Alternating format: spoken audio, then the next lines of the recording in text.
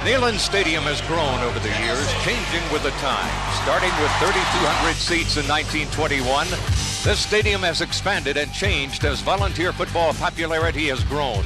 Today, Neyland Stadium is second to none, with room for over 107,000 wild orange-clad fans.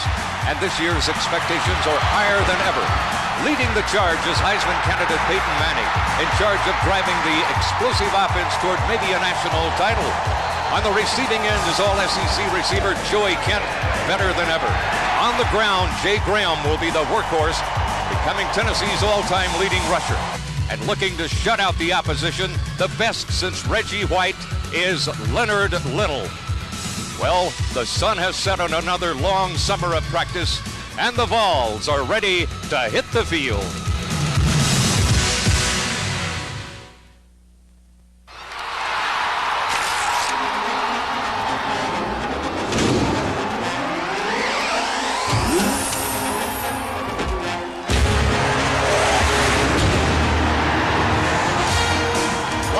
From Big Neyland Stadium in Knoxville, Tennessee, it's football time. Hi, everybody, I'm Bob Bell, along with the Tennessee legend, Condridge Holloway. Condridge, it's changed a bit since your playing days here, hasn't it? It really has. The stadium has been enlarged, and it's just beautiful, and people have packed it. We're ready for a great day. Well, you see there, it is now officially the largest in America. Will the all-time record be broken tonight? Maybe. If not tonight, next week for sure. A lot of pressure on the Vols this year because of the high ranking in the preseason polls. Number one in some, number two in others. So the pressure is there. They'll be led, of course, by the great Peyton Manning. Peyton Manning is the ultimate quarterback. He's the guy that you want leading your team. He is going to lead the Tennessee Vols and make sure that they're in the right situation and call the right plays. Question is about the offensive line, not about the talent. The talent is there. The question is, will they gel early enough as a unit? Well, I think they will. A lot of them don't have a lot of playing time, but they have enough, and they will have to gel quickly because they've got some big games back-to-back. Well, it's going to be an exciting season. There's no question about that. UNLV comes in relatively unknown. We do know their quarterback is a red-shirt freshman, so a stunning night for him, I would think. John Denton is in for a rude awakening with this crowd and the Tennessee defense. They will definitely come after him. And the defense, is a lot of new guys on the UNLV defense because they got a lot of junior college players to try to shore up what was a bad defense last year. Now, let's check in with our colleague, Missy Kane. Hi, Missy. It is exciting on the sidelines, especially since I'm standing right in front of the new north end zone. The final piece of the puzzle is now in place. But you know, there were some skeptics that wondered if this would get completed before game day. But the man here in charge of facilities is used to challenges, and he's used to winning. He helped lead UT to its first and only, so far, national title, and he is determined to get the job done 45 years later.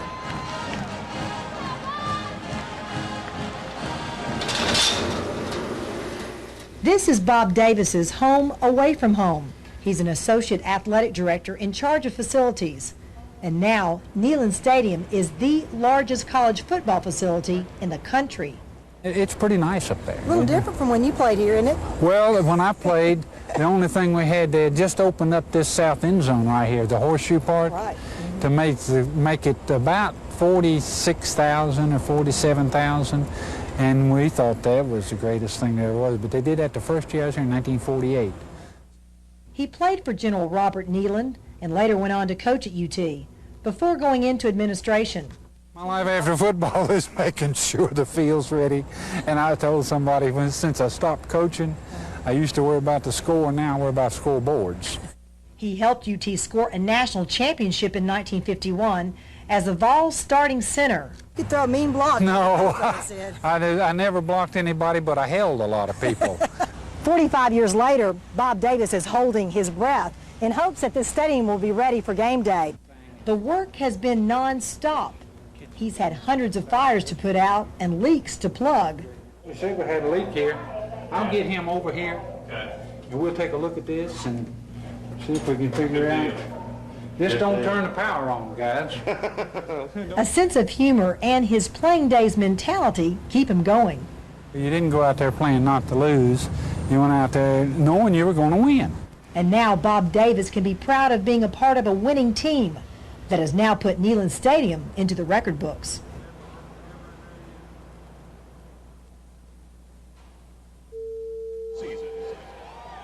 Well, as you can tell, everyone came out for it. Can you see that sign back there? If you build it, they will come. They have definitely come. It's very impressive back here.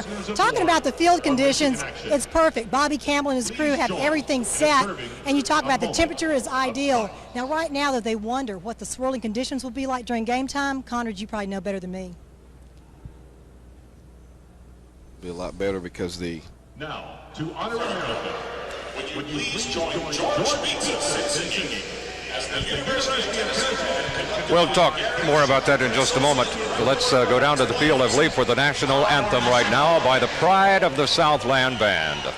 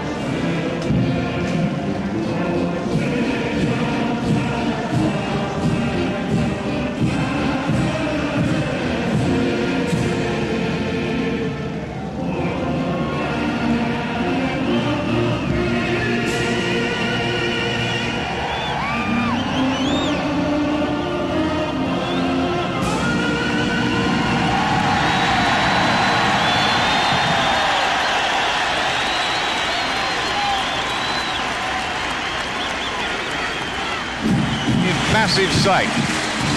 Temperature right now is 80. The wind is calm, clear skies. We did have some rain around 3 o'clock today, but that has moved out, and the forecast for the rest of the night is partly cloudy. University of Tennessee has done quite well against WAC teams. The only loss was to Rice in 47, and Rice technically was not in the WAC at that time. They were in the Southwest Conference. Condridge Missy asked you about when we do have wind, if it will swirl in here, and you don't think so, right? Well, no, I really don't, because actually, if you'll take a look, there's no wind at all. And with the stadium being built up on the other side, it won't be a factor. There they are, the 1996 Tennessee Volunteers. Will this be the dream season? There is a difference in the noise level. Yes, it is all staying inside. UNLV poised down to the right here from the press box, and they're entering the playing field now. The Rebels of Coach Horton in his 3rd year, and the captains will meet at midfield. We'll have the coin toss, and the 96 season will be underway shortly. There's Coach Jeff Horton in his 3rd year at UNLV, his 1st year as a member of the WAC conference. Opened up by winning the Big West, and then he lost 26 players to graduation and is pretty much having to start all over again.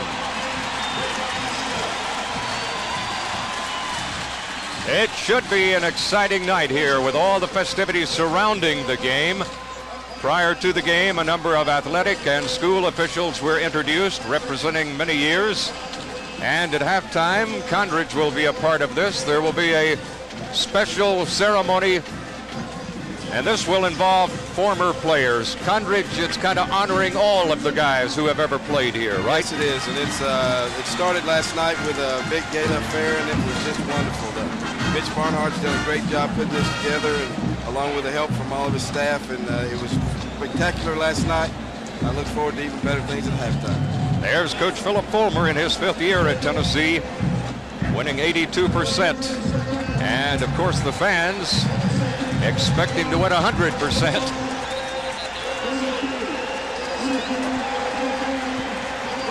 So we're just about set for football here at Big Neyland Stadium. The confetti flies, The crowd has been in here for about 3 hours. The stadium almost full around 4 o'clock. And they're certainly anticipating this 1996 season.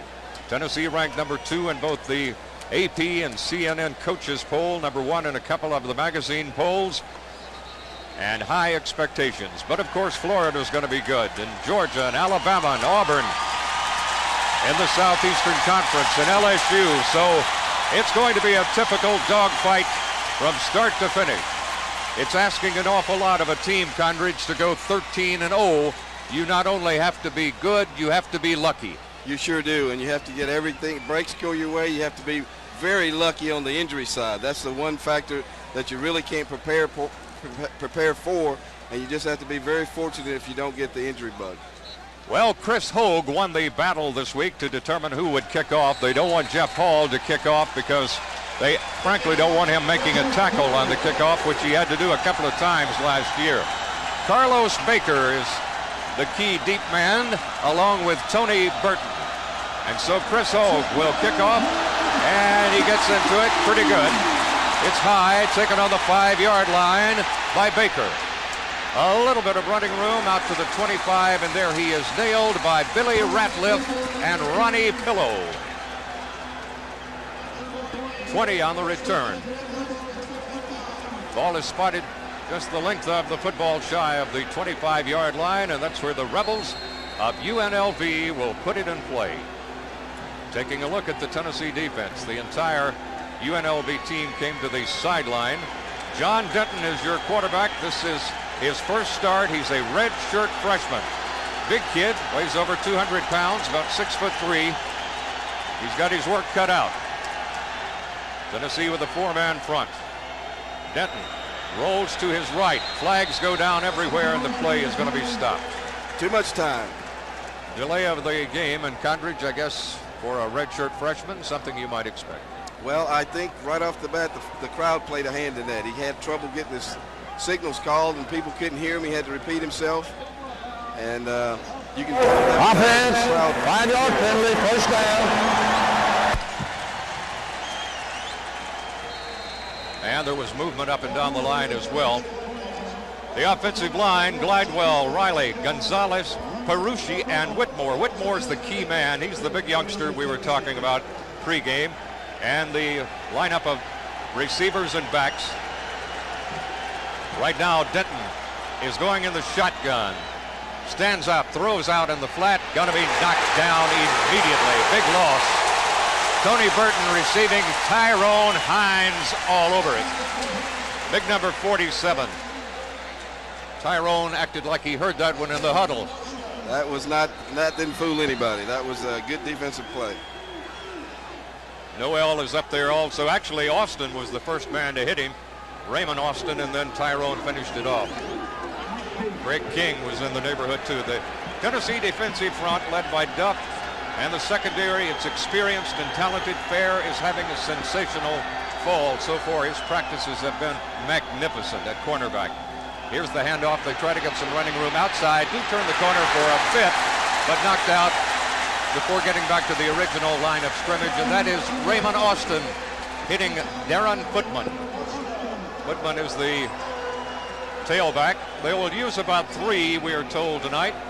They like to run out of a 1-back set, but there's been a rumor they might go at times with 2 backs and 2 tight ends, I guess, to try to control the game a bit and keep Peyton off of the field. All right, they're looking now at a 3rd down and 19 situation.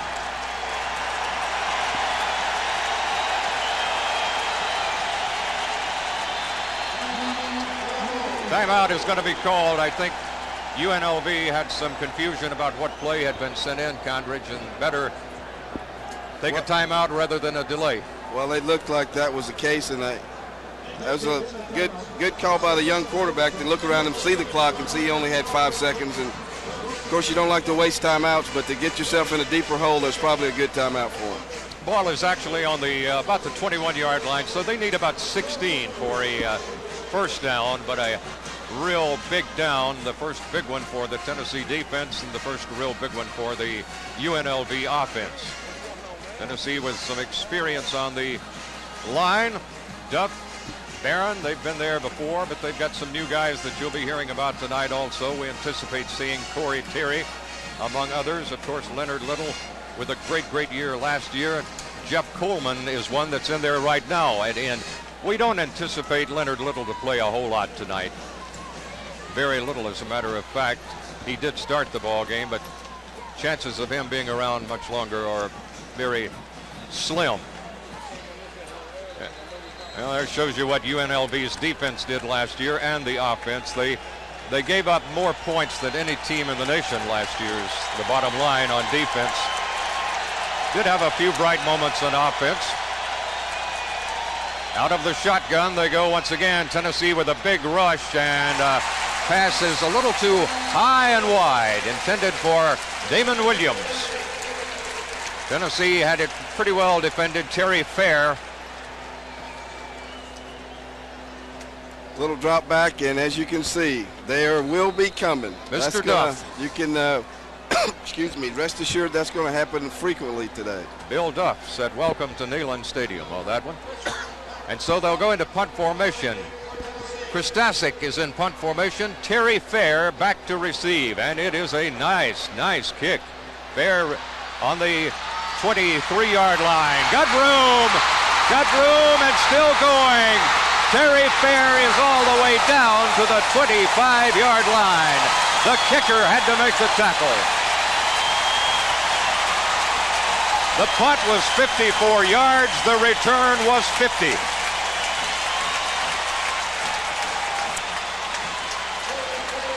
It's a great job of eluding the first tackler, and then it was just straight up field. You know, Terry Fair will get a lot of accolades for this run, but he'll also get razzed because the kicker tackled him. That's one of the things, that's a cardinal sin. All right, Peyton Manning steps under at quarterback, and the Vol offense makes its first appearance of the 96 season. The handoff is to Jay Graham, and he gets a little running room down to close to the 20-yard line before he's stacked up. Tennessee expected to run a great deal in this ball game. There's Manning, 6'5", 215, junior. A lot of question about will this be his last year? Will he turn pro? I don't think he knows at this particular time. Once again, the handoff as they try to soften the middle of the defense. Brad Gilbert made the stop along with Tim Black, who is a nose guard. Manning just running straight ahead at the UNLV defense. At times, it is a five-man front, Condridge. At times, they drop off one of the ends, and it makes it a four-man situation with three backers. But there you see the big offensive line: Rideau, Poole, Gibson, Robinson, and Trey Teague, who would be considered the leader of that group. All right, Tennessee looking now at a third down and about four situation, and Manning goes into the shotgun and completes his pass to Marcus Nash down close to the 15-yard line. There's number 12, Marcus Nash. Taking a look at Tennessee's backs and receivers. Graham, of course, and Ford in the backfield. Moore at tight end, and Kent and Nash are the receivers. And the UNLV defensive front, Sawyer, perhaps the best of that bunch. And their secondary, Webster, Sanders, Stewart, and Hume. Sanders, the free safety, is the most mobile of the group. All right, Tennessee with a two-back set. They give it to the tailback, Jay Graham, and he pile drives over his left guard and goes inside the 15-yard line. Is this a test of the offensive line right here, Condridge? That's exactly what's happened. They're going to establish the line of scrimmage.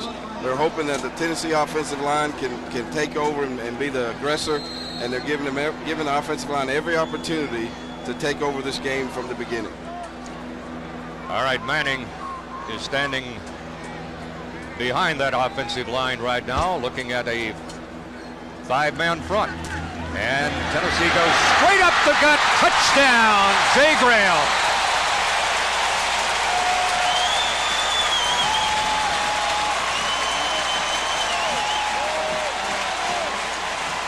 Jay Graham goes all the way, and Condridge, the offensive line, gets an A on that one. They sure do. That was a perfectly executed play, and like I said before, they're going to be tested all day, and that's something that the only question mark that the offense really has is how that offensive line is going to gel, and they'll get every opportunity tonight.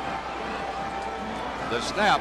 Jeff Hall's extra point is on the way. It is good, and Tennessee breaks on top at the 10:51 mark in the first quarter by a score of 7-0. Terry Fair's great punt return set it up.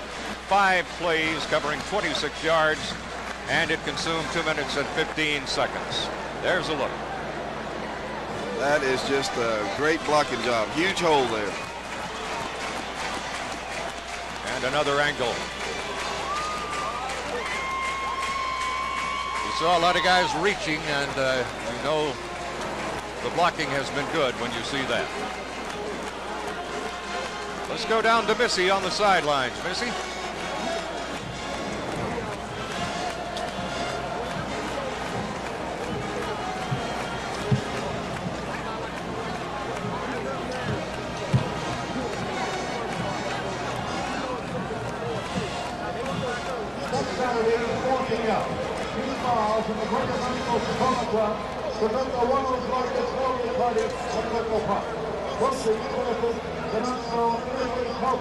See Coach Fulmer. All right, there's Coach Philip Fulmer. We'll hear from Missy a little bit later. Actually, Jay Graham's coach is here. We met him, his high school coach, just prior to the game, and I imagine he's smiling from ear to ear right now. He was smiling like a proud papa down there before the game. All right, Hogue kicks off, and it's going to be deep to Burton. Out to the 5, the 10. Hello.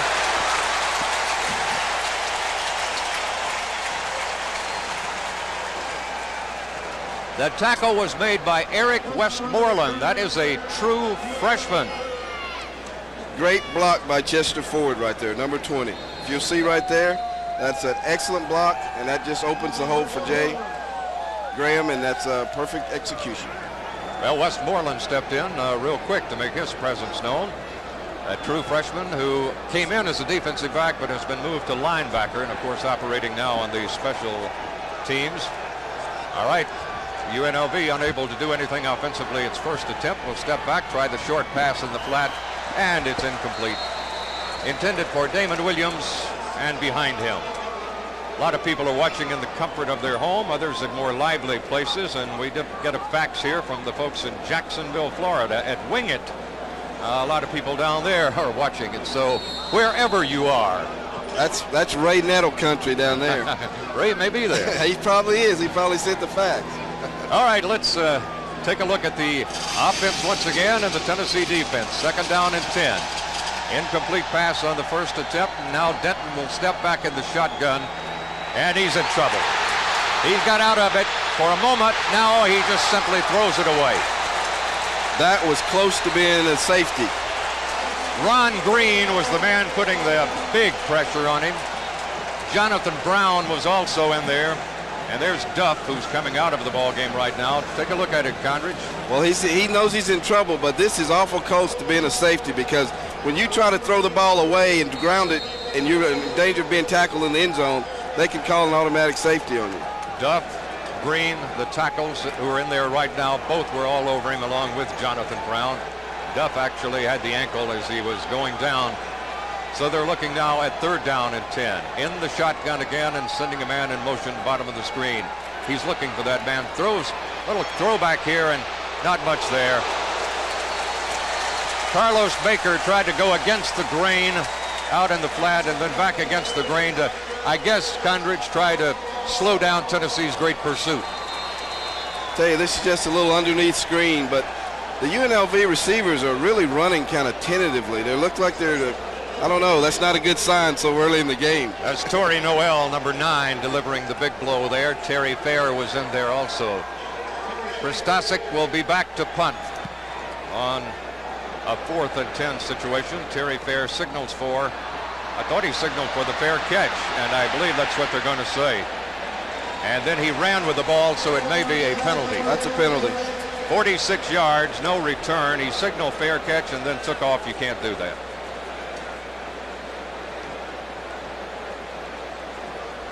But Tennessee will have the ball even after the penalty in pretty good shape. There's Fair. A little excited there. Yeah, kind of smiling. He knows a little mistake he might have made. That was Coach Ramsey with him. Oh, little face mask there too, but that was a little face mask grab, but that didn't count because the penalty had already been made by Quincy Sanders. Got a little mask there. Is a free safety, and he did get a piece of the mask, but Terry had already made the mistake. So Tennessee's backed up, and they put the ball in play at their 32-yard line. Boy, they're lined up off sides. Yeah, this left end appears to be a yard over the line of scrimmage. And he got away with it. Oh, and flags down here on the bottom. Jay Graham carrying the football, or did he? Did he get away with it, Condridge? I don't believe he did. There's a flag down right there. That was an obvious mistake. Jay Graham carrying it, and Brett Gilbert, who's been the most active of their defenders so far, linebacker, wears number 58. You'll be seeing him pop up from time to time. He's playing pretty well.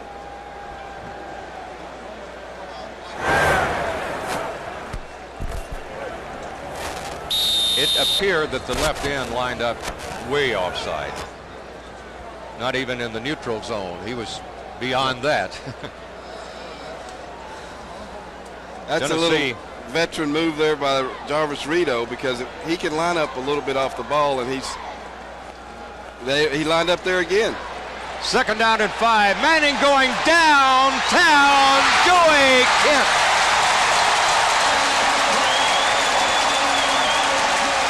Flag on the play. Hold everything.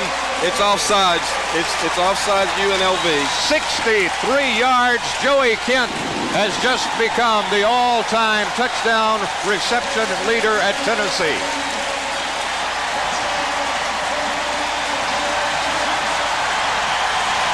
That touchdown catch makes Kent UT's all-time leader in touchdown catches, 19. The old record was held by Corey Fleming. So Tennessee now will have Mark Ingram snap the ball. Price will hold it, and Jeff Hall will kick it. It's on the way, and it is good. Well, that was a message to all future opponents right there, Condridge. Well, that was a message, and it will be heard loud and clear around the league. I tell you, that combination will do that more times than not. And what happened was the Tennessee offense has established the running game and started pounding. What happened, the secondary just got caught looking in the backfield. They're looking at run and just a little play action fake there. They're looking in the backfield. Peyton Manning looks left, throws right, perfect strike. Joey Kent runs under it and makes him the leader. How pretty can it get? Another angle. Kent all alone.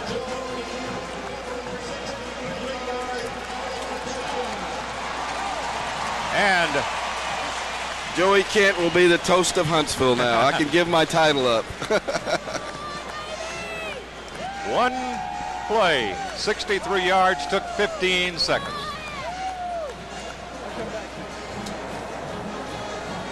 Kick it off, Chris Cole.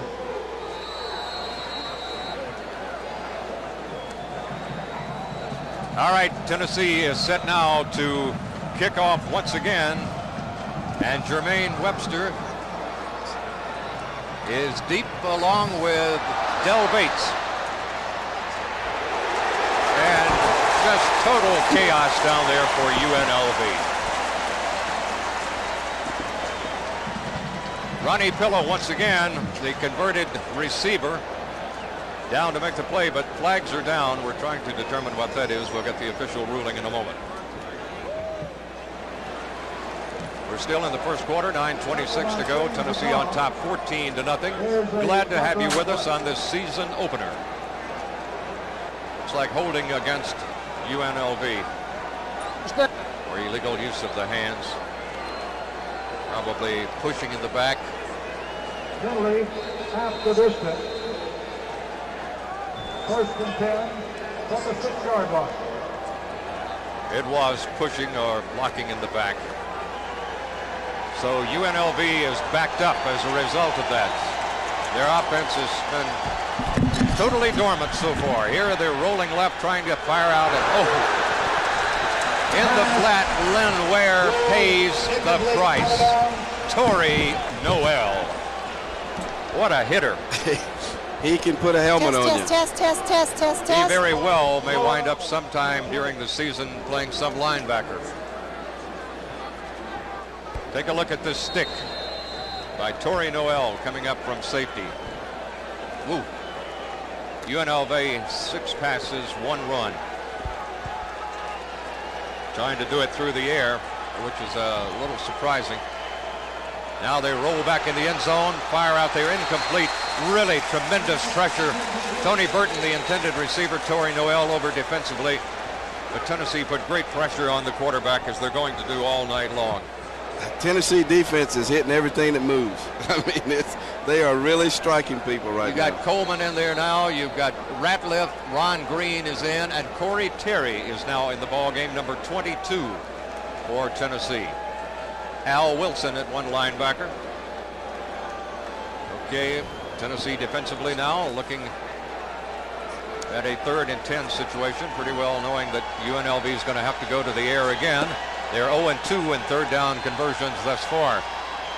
Here's the quarterback out in the flat, and no way. Raymond Austin up from a corner to make the stop. Tony Burton.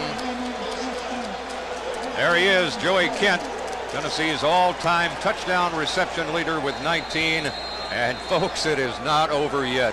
It's merely the beginning. He and Peyton should hook up many times. Verstocke will be in the back of the end zone. That foot almost on the line, and Terry Fair is standing up here inside the 45-yard line. Gets away a high kick, relatively short, and this is a fair catch, and this time Terry does not move with the football after the catch. So Tennessee will take over at that spot. Ball is on the 30-yard line. It was a 30-yard punt. Tennessee leading 14-0 over UNLV in the first period here in Knoxville. We do not know the crowd. That will be announced later, but it is over 100,000. It is over 102. All right. 4-man front this time defensively. Manning hands off, fakes a handoff, then rolls out. Oh, had his receiver wide open. Just a little too hot on that one, I guess, Condridge. I think he'd like to have that one back. That was so wide open, it was almost just like a gimme, but a little high. Take a look. Andy McCullough is the intended receiver, and even Andy, who's a pretty tall guy, could not reach that one. All right, Manning once again will go with a one-back set. 4 wideouts this time. So they're probably going to put it in the air again. A little soft one on the left side to Dustin Moore. Let's see the big tight end rumble, and he goes for a first down. Quincy Sanders made the stop of Dustin Moore. He brings Condridge a different dimension to the Tennessee offense. Dustin Moore brings a different dimension. Yes, he does. He's a big tight end, big target, and he's got some speed. And when you got that good motor like that, people really, you're very impressive when you're a big target, especially down the middle of the field. First down and 10 to go for the Volunteers. They're sitting on the 24-yard line, trying to go in for their 3rd score of the night. The handoff goes to Jay Graham. Big hole, and he drags people with him down to about the 12-yard line. Quincy Sanders, free safety. Let's go down to Missy. Hi, Missy. Well, I've got my own statistician right next to me, Jay Graham's high school coach, E.Z. Smith. Now, how many yards does he have? 6 carries, 40 yards, 1 touchdown. And you got Z with you, too, the Z family. This is Z Smith. What grade are you in? 8th grade. Talk about Jay. You've known him since he was a freshman in high school. 1989, Jay came to us, Concord High School in North Carolina. We used him as a running back. This next year as a sophomore, we moved him up to the varsity. Started all 14 games. We ended up going 10-4. He rushed for 500 yards. His junior year, he rushed for 1775, and his senior year, 1766. A little over 4,000 yards, 52 touchdowns. He's our all-time single season and career rushing leader. I know you expect great things from him, this being his last year. Well, Missy, we're real proud of him. But I will say this, in spite of everything, he is a great football player, but he's a better person than he is a football player. You are too. Thanks so much for coming down. I'll send it back up the stairs. All right, thank you, Missy. The pass complete to Marcus Nash. It is now a first down and goal to go at the 2-yard line. Two-back set, the handoff to Jay Graham. Touchdown, Tennessee.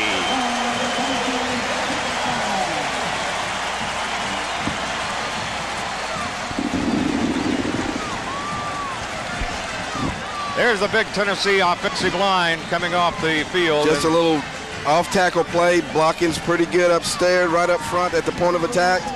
And you can't ask for any better. If you take a look at the offensive line, they've established the line of scrimmage past the goal line. So that's what you want to do, get that drive block out and make the play. Trey Teague looked like delivered the key block that time. All right, Jeff Hall. Price holds, and Hall puts it through there. And it is a 21-0 Tennessee lead with 7:38 remaining in the quarter. Here in Knoxville, the confetti continues to fly. Jeff Hall, who had in the preseason a little back problems, but that has been corrected. He is feeling fine. And you see Jay Graham plowing in with good blocking on the left side. 5 plays, 35 yards, consumed 57 seconds, capped by the 2-yard Jay Graham run. I would think before too much longer we may see Jay Graham on the sidelines. Well, I would give him to the half. I think that he might last to the half unless there's 2 more drives like that one. Condridge, Tennessee's 3 touchdowns have taken a total of 3 minutes and 27 seconds. Things are working well on offense, you could say. Say they're healthy right now. That's right. Chris Hogue will kick off. And UNLV will try once again to get some decent field position. Del Bates and Carlos Baker are deep for the Rebels out of the WAC conference. This is their first game, of course. Tennessee's next opponent, UCLA, does not play this week, so Tennessee at a little bit of a disadvantage. UCLA can see them. They can't see what UCLA's got. And UCLA, by the way, has got a brand new coaching staff, so it's somewhat of a mystery coming in next week. All right, it's taken by Baker. Steps across the 10. Still on his feet. Pretty decent return. Finally knocked down shy of the 30-yard line by Ronnie Pillow. I think Pillow's made every single tackle on the kick returns here. Corey Gaines was in on that as well.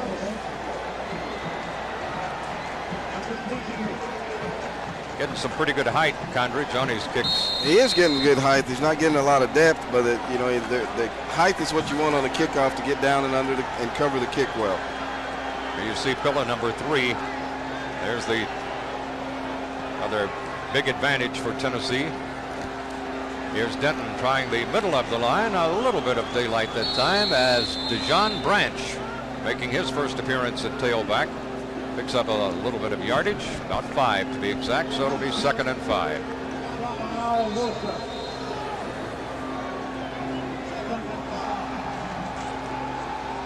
Even though he was blocked, Wilson still was in on the tackle. Nothing wrong with getting blocked. The staying blocked is the problem. So you have to fight off the blockers and make the play. Tennessee cornerbacks dancing around a little bit, trying to confuse Denton. Linebackers cheating up to the line of scrimmage, and the tailback just simply falls down. DeJon Branch fell flat of his face. Lost a yard or 2. The quarterback for a redshirt freshman is Denton, doing fairly well. He just doesn't have a whole lot of help up front right now. Well, he's conducting business as well as possible. I think what he's going to have to do, though, they know right now that they're going to have to throw the football. They're trying to eat up a little clock and keep the Tennessee offense off the field by running the football. But to get back in this one, they will have to put it in the air. 3rd down, out of the shotgun. Denton goes out in the flat. And a nice open field tackle by Raymond Austin. No question about Raymond's ability to play the corner. He has been a safety, of course, at Tennessee. They moved him to corner, and he's handling it quite well. They've really thrown a lot of passes, secure passes to the flats and to the and screens, which are not high percentage passes, so they're not going to put a lot of pressure on their young quarterback. They're letting him do things that are fairly simple and safe. Kristasic will have to punt again, and again UNLV fails to make the first. He gets off a rocket. Terry Fair backs up to about the 17, looks for the sidelines, and gets a little bit of yardage back up to about the 28-yard line before Quincy Sanders made the stop. That's a 46-yard kick. Well, so far that's what UNLV is doing best in this ball game, is punting, and they're getting a lot of experience at that. 5:26 remaining in the quarter. Tennessee on top 21-0 against the Rebels of UNLV. They're taking on some pretty tough folks this year. Brigham Young, of course, is in the conference with them. They play Wisconsin out of the Big Ten, Air Force, Wyoming, teams like that in the WAC. So they've got a tough road ahead. Driving is Mark Levine from tailback, making his first appearance, and Mark crosses the 30 and all the way up to about the 35-yard line before he is stopped. Quincy Sanders made the stop from safety. There's Joey Kent, who's still in the ball game. UNLV would suggest that they get lined up. They're looking over. Has come in now. Tennessee's got 3 wideouts this time, and they come out in the flat. Try that little quick hitch out here too, Schuler, and it's up to about the 40-yard line. There's Benji, the younger brother of Heath, of course, out of North Carolina. Scott Patton made the stop. Tennessee ran a little hurry-up offense that time, and the UNLV defense was still trying to get a play in from the sideline. They weren't lined up yet. Just as in this instance right here, if that ball snapped, there's nobody covering the wide receivers. They finally out. Condridge, like Tennessee, is trying to show a number of things here, I guess, to make UCLA work on a number of things this week. Make them prepare for a lot of stuff. Here comes the little hitch out to Kent. Nice little juke, and he gets up to the 50. Maybe a yard across. Joey Kent. He's got to move after he catches the football. Joey is an excellent runner after catching the football. This is just a little quick hitch out to the flat, and this is natural ability, folks. Make them miss.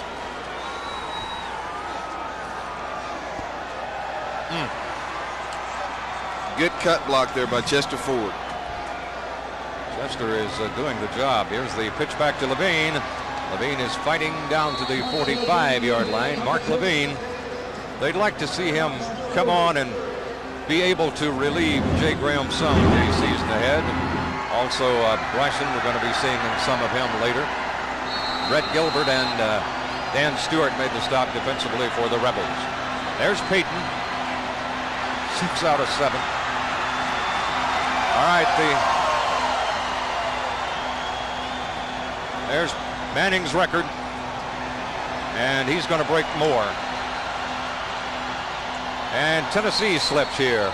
Mark Levine. We did have some rain this afternoon, so there may be just a little slippery condition here or there on the field, because we've seen 2 backs slip and fall.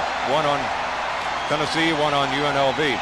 There you see him. He tried to sort of plant at the last second, and feet just flew out from under him. Of course, we're playing on the real thing, real grass. The dreaded wave is going through the stadium here, and 100,000 plus can make a big wave. Tennessee with 2 wideouts and a slot on the right side, and Manning standing in with plenty of time, and off the hands of Dustin Moore. Well, Dustin, you should have had that one. Got to make that catch. Got to make that catch. Larry Binion will be punting for the first time for Tennessee. Oh, yeah. Maybe take the gloves off. Binion is standing on his 39-yard line. Carlos Baker is deep to receive. Mesa, Arizona. Kind of angles it over here on the side. Not a great punt.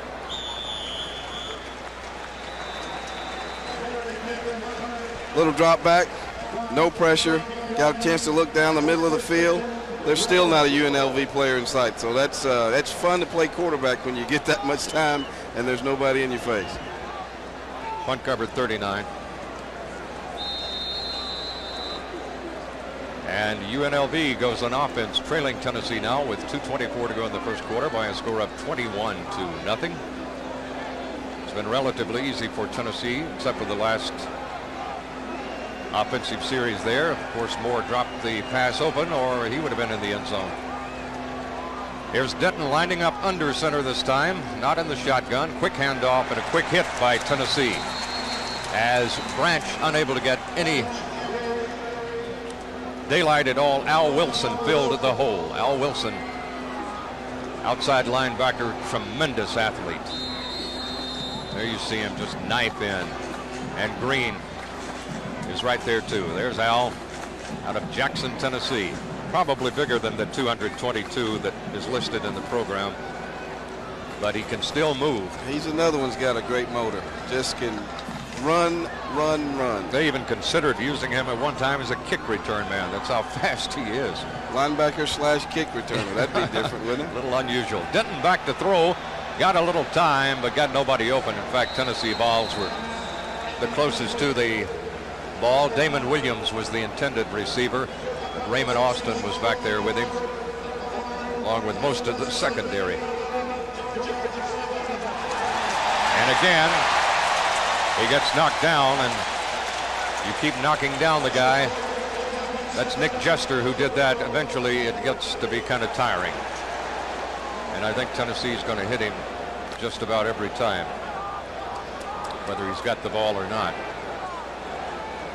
He's got two wideouts at the top, one at the bottom of the screen here, and he goes in the shotgun. Man in motion, who I think crossed the line of scrimmage too quick. Well, he started going upfield, and that's illegal. You have to stay parallel to the ball before the ball snaps. So yeah, Baker, the receiver there, and Al Wilson again on top of it. But the man who was in motion turned upfield, and I believe we'll have a call against UNLV. That was borderline, a little late. Yeah, Jonathan Brown. That's what they called. Here's a final score and a shocker already in the Southeastern Conference. Southern Mississippi has defeated Georgia 11-7. Ouch. Coach Donnan off to kind of a rocky start. Wow. Ray Goff may be saying, hey, I could have done better than that. But Georgia's still a very dangerous team, and Tennessee's got to go there this year between the hedges. Between the new hedges. Yeah. Yeah. All right, UNLV looking now at a 3rd down and 10 situation. And throwing again in that flat, and again, I don't know if he made it to the marker or not. Yeah, they're going to say he did. Carlos Baker, it looked like Terry Fair had gotten him out of bounds, but he stretched it out there, and that's their first down. It comes with a 1:21 left in the first quarter of play. Take a look. Well, the one thing that UNLV is doing, because they're getting so much pressure, they're taking a quick drop and throwing the ball on time and very fast. So they're trying to avoid the rush that way by throwing the short routes. Pretty good athletic move right there. That's a great play to get the first down. All right, Denton, first time he's looked up and had a first down. This time they send John Branch into the line of scrimmage, and he gets met and racked up pretty good by Al Wilson and by Ron Green. Al Wilson looking extremely good here in the first quarter of play. Coach Fulmer has said he has a chance to be one of the all-time great linebackers at Tennessee, and of course Tennessee has produced many outstanding linebackers. That is a big chore. That's a great compliment. Split backfield this time. Two receivers out. Reverse. They're going to try a reverse. Oh, big loss. Tennessee waiting for that. Lynn Ware had no chance at all. I think it was Jonathan Brown Nick Jester was probably there also, along with Steve Johnson. Let's take a look. That's a great job just to get the handoff because he was on his way down. Little reverse.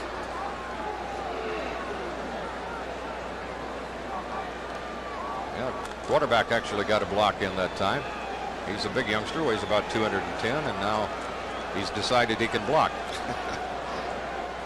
He's looking at a 3rd and 10. Need to stick with that other job playing quarterback, though. That's The first quarter has come to an end. The official steps in and signals the end of the quarter. And the giant crowd here at Neyland Stadium in a good mood right now as their Tennessee Vols are leading in this ball game 21-0, and they have been totally in command. UNLV has picked up only 1 first down and have been bottled up totally in their end of the field. Let's go down on the field now for a word from Missy. Big Kevin Mays, co-captain 94 team. Kevin, you've kind of gone through a tough time. I know you blew out your ankle right before the draft. You've overcome it, though, so far. Right. I tore up my knee about 6 weeks before the draft, and it was a career-ending injury that left me paralyzed below my knee. But, you know, things happen for a reason. I've made the best out of it. Finished up school. You're an investment broker, J.C. Bradford, big time. I'm working as an investment broker with J.C. Bradford, so I have a good career ahead of myself. And thank God I took care of my degree. Big point with you, I know. And you've got a lot of buddies still out there playing. What do you think about the Vols so far, Kevin? Well, I think it's a great way to open up the season.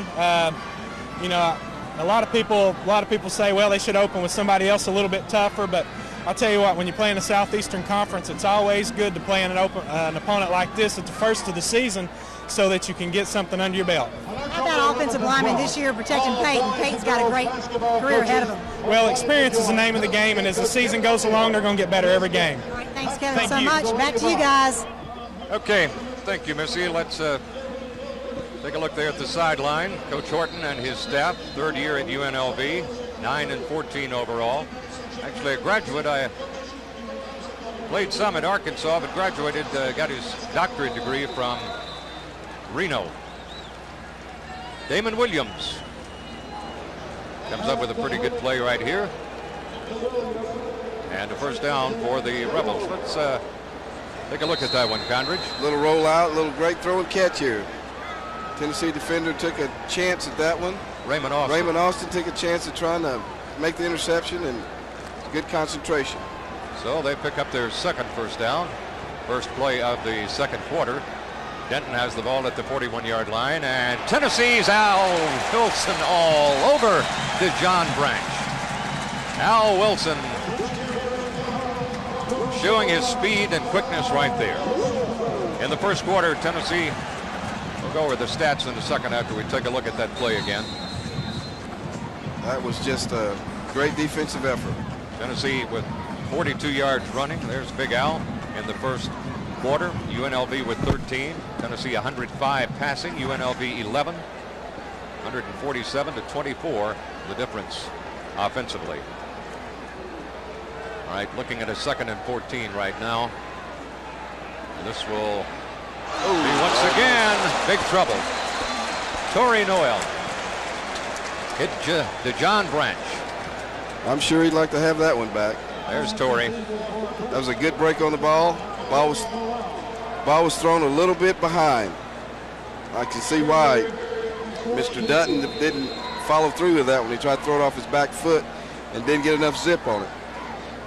There's Torrey. He is probably the heaviest hitter, although all of the Tennessee defensive backs are what you call heavy hitters. But Noel really thrives on that. Tennessee in their normal 4-man front with 3 backers and the corners right up on the line.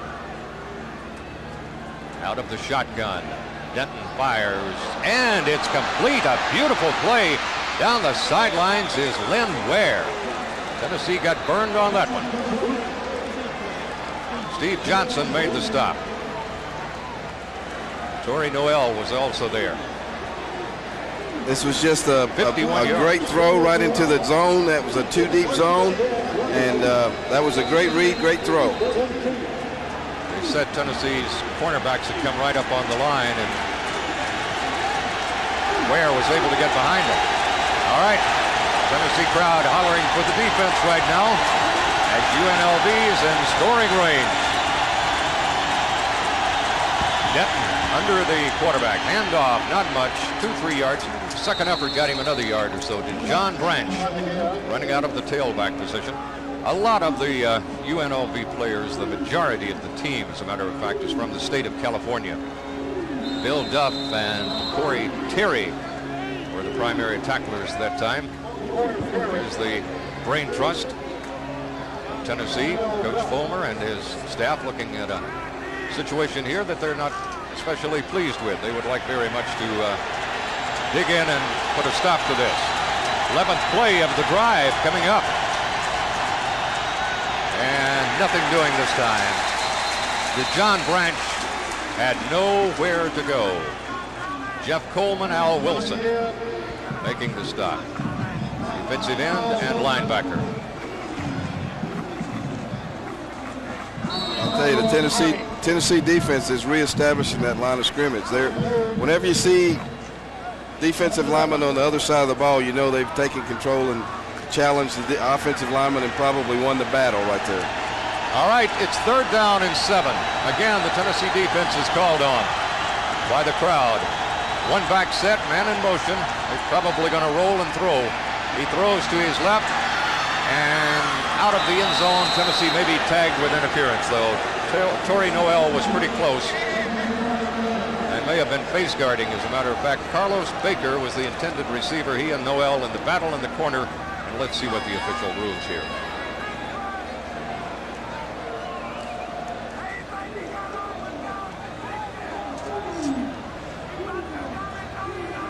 Well, aggressive players like Noel will get caught sometimes. Condridge? Well, what happened to him on that play is that he was the recipient of a, well, it had to be a legal pick because it wasn't called, but they ran a little pick play. On the defense. By rule, the penalty puts the ball on the 2-yard line. First down. First down and goal. You'll take the man in motion ran a little pick play, and there are some hands involved there. It probably was a first face guarding. And Tennessee with a solid hit. Did John Branch maybe got a yard? Down to close to the 1-yard line. Billy Ratliff and Craig King made the stop. Denton looks to the sidelines for the play, which will come in here. UNLV would like desperately to get on the board right here. Craig King really with a crushing side tackle there, coming in from the side, nailing a Branch. But it's a yard away from the end zone, and it's 2nd down. There's Noel coming right up to the line of scrimmage. They try the middle, nothing. Lost a half a yard. The John Branch stood up and racked. They will have to throw the football to score, I think. Jonathan Brown, big number 91. The Tennessee defensive line is just reestablishing that line of scrimmage. It's about a yard behind the offensive line of UNLV, which is not very good on a goal line situation. All right, we're down now at 2. Trailing 21-0. Probably going to try a rollout left or right and get away from the Tennessee defense as much as possible. He's rolling to his right, looking, and a whistle, and they're going to stop play. Well, I'll tell you, the UNLV Rebels had 2 guys wide open in the end zone. Down here in the right corner, there were 2 guys and 1 defender. That was on the offense. The crowd played a bit in this one, I tell you. They were 3 of 3 have been in this drive on 3rd down. So the penalty sets it back now to makes it a 3rd down and 7. 7-yard line is the line of scrimmage. 3rd and 7. Tennessee certainly knows they're going to throw right here. And timeout's going to be called. Denton steps in, decides he doesn't like the way things look on defense, and just calls a timeout, their 2nd timeout of the half. 10:43 remaining in the first half of play. Tennessee 21, UNLV nothing. The Vols next week will catch UCLA. The CBS team is here. Jim Nance and Donahue to kind of practice tonight. Let's go down to Missy on the sidelines. Conridge, I've got your old buddy on TV with me right now, Larry Sievers. Larry, we were just chatting. I looked up, you had the number 3 career receptions, and Joey Kent needed 2 more, and I think he's gotten 3. I don't think I'll be anywhere close to him by the end of this year. That was a great pass and catch on that long one, and with Manning at quarterback and the offense they run, the sky's the limit. What do you think? I think its play has changed since you were playing. We're the same age. I'm not saying you're old, but it's changed a little bit since then. Yeah, it really has. You know, somebody asked me the other day, they said you'd catch 1,000,000 catches if you played now. I said I wouldn't make the team with these guys now. Big guys out there. Oh, there's a lot of speed, a lot of athletic ability, and it's fun to watch them play. Tonight, you know, they're not playing anybody tonight, and we all know that, but still, just the athletic ability they got still shows. Talk about athletic ability. You and Conridge, I hear you guys are running out on the field together. Yeah. Conridge told me last night to be sure and go slow. Okay, back to you, Conridge. All right, it's 3rd down and 7 to go. Pass into the corner of the end zone, way too high. Well covered by Tennessee. Damon Williams was the intended receiver. That's a timing pattern where you try to lob it in the corner, Conridge, and it was lobbed way too high. First thing you can't do on that pattern, and as a quarterback, you've got to give yourself a chance to completion. This ball was thrown out of bounds. So, I mean, that's just not a good throw. There was no chance of ever scoring on that because it was thrown out of bounds. Marshall Matthews will attempt a field goal. The ball will be spotted at the 16, making it a 26-yard effort, and it is good. And so UNLV is on the board. Comes with 10:35 remaining in the half. Tennessee leading 21-3. Remember this, ladies and gentlemen, the Citrus Bowl against Ohio State in the rain in Orlando. The biggest play of the game, I guess. Bill Duff. Ohio State trying to drive in for a big score right here. And watch number 50. George, I don't know, sir. I do not know. Tennessee pounds him at the line. And it was Bill Duff at the bottom of the heap. He did not make it. That, of course, was against the Heisman Trophy winner and a man who's playing quite well now for the Oilers. There you have it. It is the big house, the biggest house. And there's the population, although I think we, many times this season, will go over that population. Oh, yes. Stretch it a little bit. Starting next week. All right, Tennessee will be receiving now. For the first time, Tim O'Reilly will kick off, and Sean Bryson will be the deep man. UNLV drive, 14 plays, 79 yards, consumed a lot of time. That's a big plus for UNLV. Took 6:36 off the clock.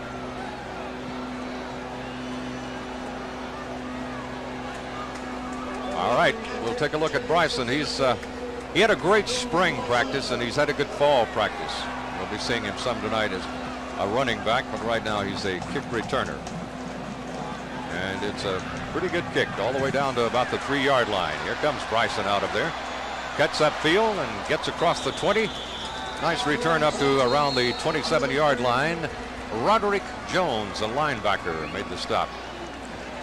There's Sean. He's up to about 218 pounds now, and he hasn't lost any speed. Gained some weight and some muscle, but still has pretty decent speed.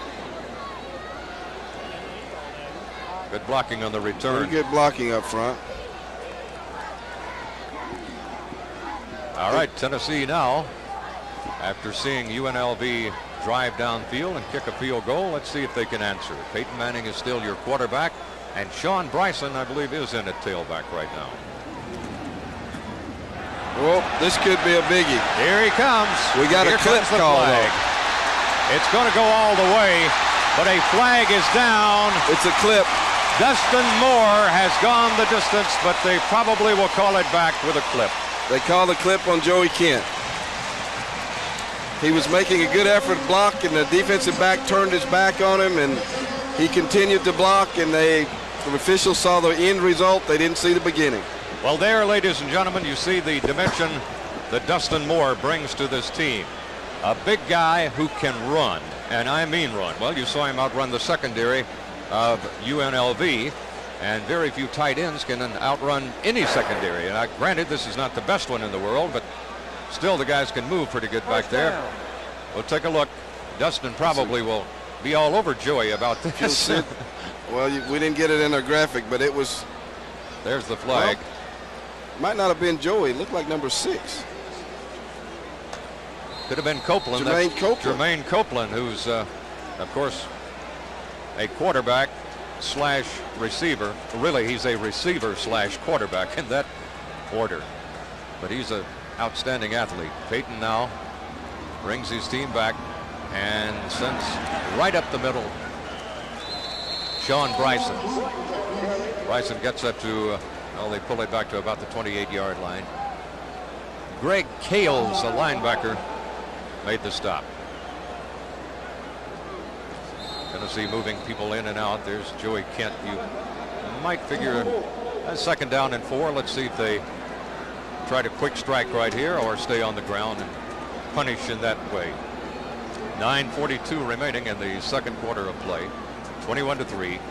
Hand off to Bryson, and Bryson rumbles up across the 30 to the 31-yard line. There's big number 24, another one of those players from North Carolina. Been a lot of them down through the years, Condridge, who've contributed greatly to Tennessee. Sure have, and in fact, one of my old buddies is at the game tonight, Haskell Standback. He's in the stands tonight. That's another one of the long North Carolina traditions, Kannapolis, North Carolina. It's still short of the 1st down, 3rd down, and no more than a yard. I would suspect Bryson again. Man coverage. There he is, spinning for what appears to be the 1st down. Sean Bryson hit again by linebacker Greg Kales, but this time he got enough for the 1st down. Well, I tell you, that's a great individual effort because nobody touched 44, and he just didn't make the tackle because he was in a position to make a tackle. Greg Gales was, and he just didn't make it. And then, great individual effort. That spin move is very much like Jay Graham makes at times. Yeah. Sean's been watching. 2-back set for the Vols. Here's the pass over the middle. It is caught beautifully by Marcus Nash, who was really racked. But hey, that's what they talk about. Can you catch it over the middle in traffic knowing you're going to get hit? You saw the answer. He can. Just a little play action pass which froze the linebackers. Once you get behind the linebackers and there's deep coverage, there's a big hole there. Marcus Nash found it. Peyton Manning put the ball right there. Marcus is a pretty big guy for a receiver, 6'3", out of Oklahoma. 19 yards it covered on that play. Manning rolls to his right and throws and completes it. Short catch out there by Peerless Price. Getting a first look at him tonight. Peerless is one of those guys that they expect to get better and better each game.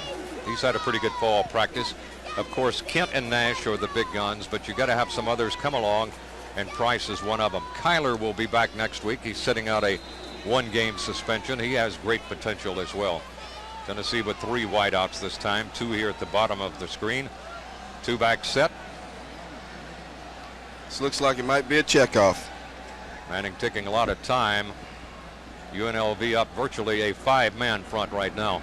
Manning with a quick pop, read it perfectly, and Tennessee's down inside the 30-yard line. There's Jermaine Copeland. Yes.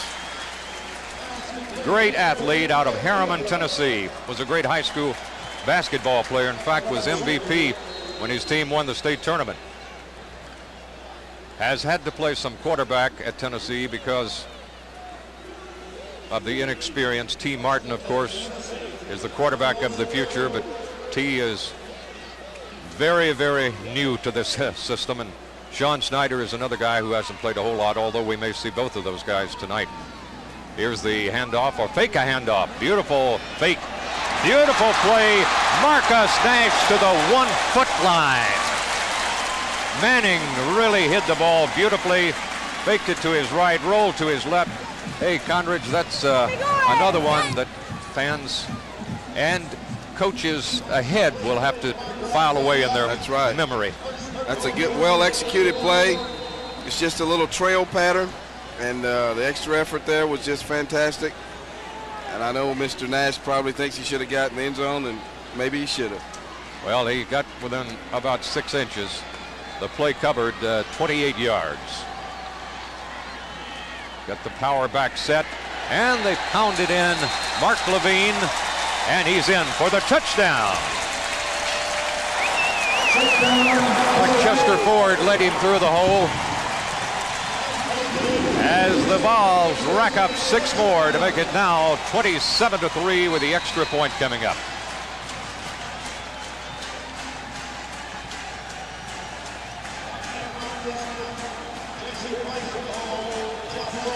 He broke the plane, still being pushed around there, but he broke the plane, and that's all it takes. Ingram will snap, and Jeff Hall will boot it through, we suspect. Hey, we were right. It's 28-3 now in favor of the Vols with 6 minutes, 54 seconds to go in the first half, down to Missy King. Great running back from 69, 71 era. I can't believe it's been that long. Yeah, this is the first time you've been down here for a while. Well, first time on the sideline in 20-something years, yes. I got to tell people now, Kurt is number 3 right now, career rushing, but you think it's going to change? Soon to go to 4. I'm sure by the end of this season, Jay Graham will surpass Johnny Jones and I. And we were just kind of kidding about that last night. But the whole thing about records is that they are broken. And when we have people like Jay Graham breaking our records, then we're winning football games, and that's what's supposed to happen. Yeah, I know Conrad and Bob probably remember this, but you flew with the Blue Angels a couple of years. Matter of fact, got a chance to fly Conridge one day. Let him tell you about that. We're up in Toronto, but yes, I did for 4 years. And your lovely family's with you for my all the wife festivities. Devin is here. They're up in Section C. My 2 boys, Dustin and Lee, and our oldest is here in school. Can't believe it's been that long. It's been a while. Thank you, Kurt. You can stay here a little bit longer and we'll get too much trouble. Yeah, we will. Send it back to Connors and Bob. Conrad, you flew with the Blue Angels? Yes, I did, and Kurt tried to scare me to death. That was one of the most exhilarating things I've ever done. All right, Tennessee now. There you see as they get ready to kick off. 8 plays, 77 yards, 341, and Levine capped it with a 1-yard run. Carlos Baker is the deep man. It's a short punt, and it's going to be picked up. And not much doing after that. Maybe the 21-yard line where Baker is stopped by a host of volunteers on the special team. Gaines is there at the bottom of the stack, along with Sean Johnson. So UNLV puts it in play offensively with 6:49 remaining in the first half of play. Tennessee 28, UNLV 3. There's the confetti. It's still flying. Those are from the luxury boxes here, the sky boxes.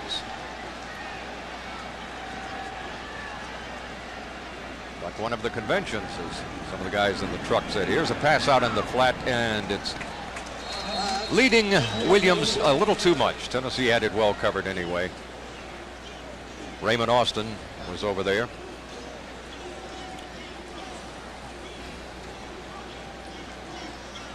So now they look at a 2nd down and 10 situation.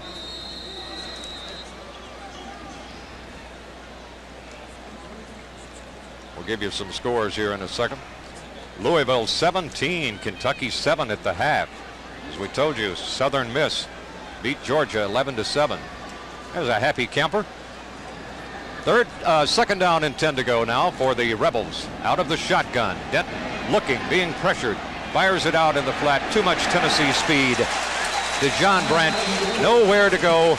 Billy Ratliff actually ran him down. Billy is number 40 there. Big guy, I guess around 280 right now, Condridge, but look at the way he moves. Tell you, that's just a well-executed screen, but there is no substitute for speed. Now, so folks, this is a big lineman running the back down. That's back run down by 280 pounder. 2nd down, 7 yards to go. 3rd down, correction. 3rd down and 7. Denton again goes to the shotgun. Got 3 receivers out this time.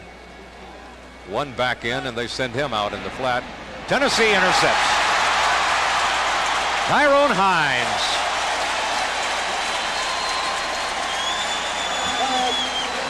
Tell you what, Tyrone knew all along where that one was going, and he stepped right in front of it as though it were intended for him.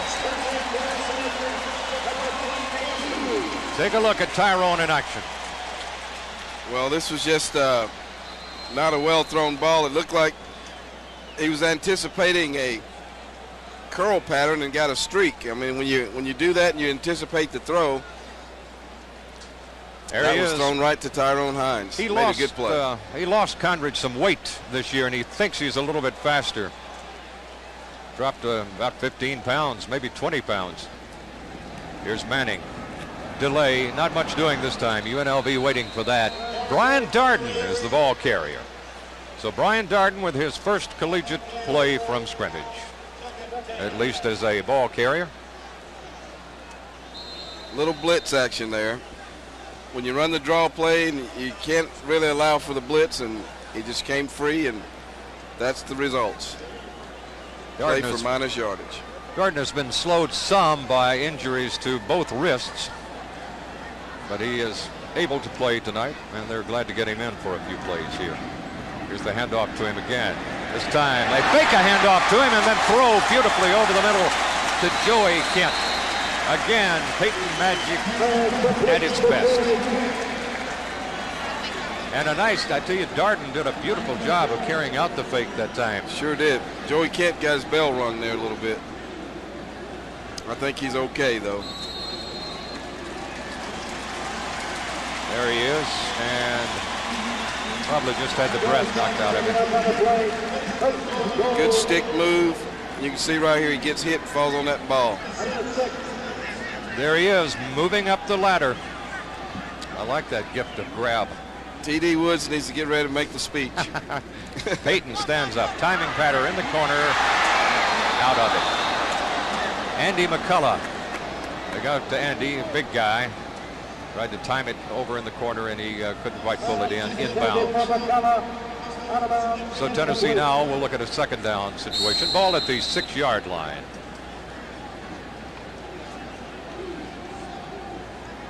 Tennessee still looking good on the offensive line. Those guys are doing the job up there, and of course getting in some very valuable experience right here. Here's the handoff on the right side. Spinning is Brian Darden inside the 5 to about the 3-yard line.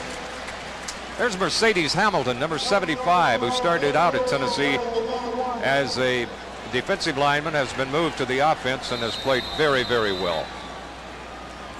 You know, the more Brian Darden runs this play, if he take a look outside, he's got a touchdown there, but he's still not familiar with what the blocking schemes are yet, and he's still brand new. But once he gets more comfortable and he runs that same play, he'll break that one, because that was open outside for a touchdown. They will show that to him many times in the film room, and that's how you learn, by just taking a look at those plays over and over again. Timeout has been called here with 4 minutes and 23 seconds remaining in the first half of play. The Volunteers on top 28-3. Season opener for both clubs. First time they've ever met. There's the new addition to the stadium here. It's totally enclosed now. It's a bowl, and it's the biggest in America. There's the huge press box. Got new lights on top, new speaker system on top of the press box, and the sky boxes, and the lovely Tennessee cheerleaders, and handsome in some cases. Here's Jeff Horton, who probably would like to reach for an Alka-Seltzer right about now, but his team is learning. Tennessee is the teacher right now. Here's the handoff. This time they try to slide outside with Eric Lane, number 2 fullback, behind Chester Ford in the ball game, and Lane was stopped. So Tennessee now, Condridge looks at a 4th and 1. I don't think you kick a field goal here, do you? Offside had been called against UNLV. Tough break for the Rebels right there. So the Vols got another crack at it. Up 28-3 and knocking on the neutral zone. Right, a half the distance penalty. Along with Repeat, Larry third down. Sievers will be part of a big halftime show here. There's your pizza. All right.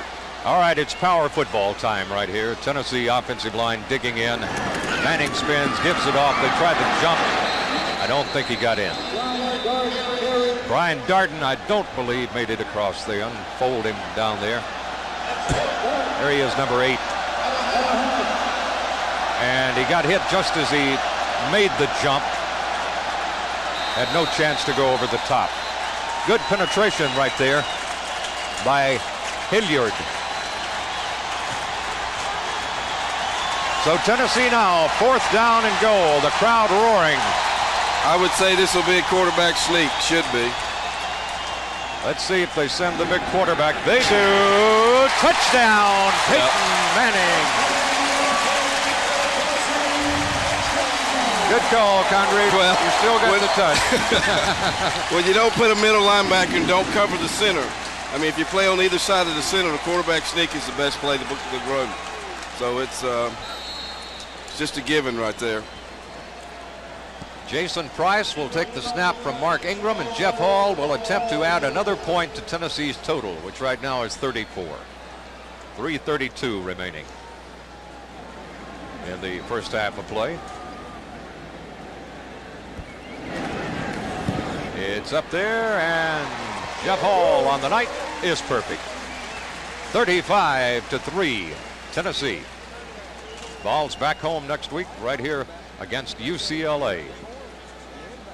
Then they have a week off, and then the game that everybody's been talking about. Take a look now as Peyton keeps it and goes in for the touchdown on the sneak.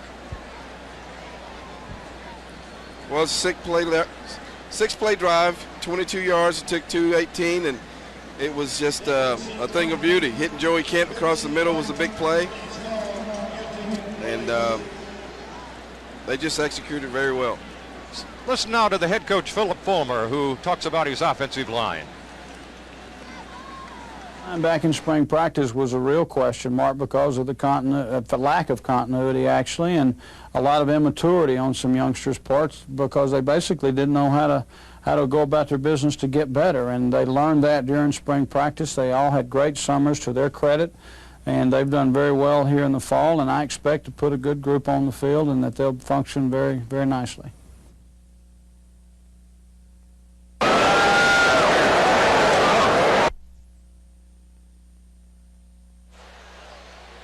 Here's Hogue's kick. It's relatively short, taken up though, and a pretty decent return to the 25-yard line by Ware, who is a receiver. And so UNLV takes over with 3:25 remaining. Had a pretty decent drive the last time they had the football, able to kill about 6 minutes, and they'd like, I'm sure, to try to kill out the remainder of this, for them, very painful first half of play. Tennessee in some quarters favored 56 points in this ball game. That's what you call a prohibitive favorite, I do believe.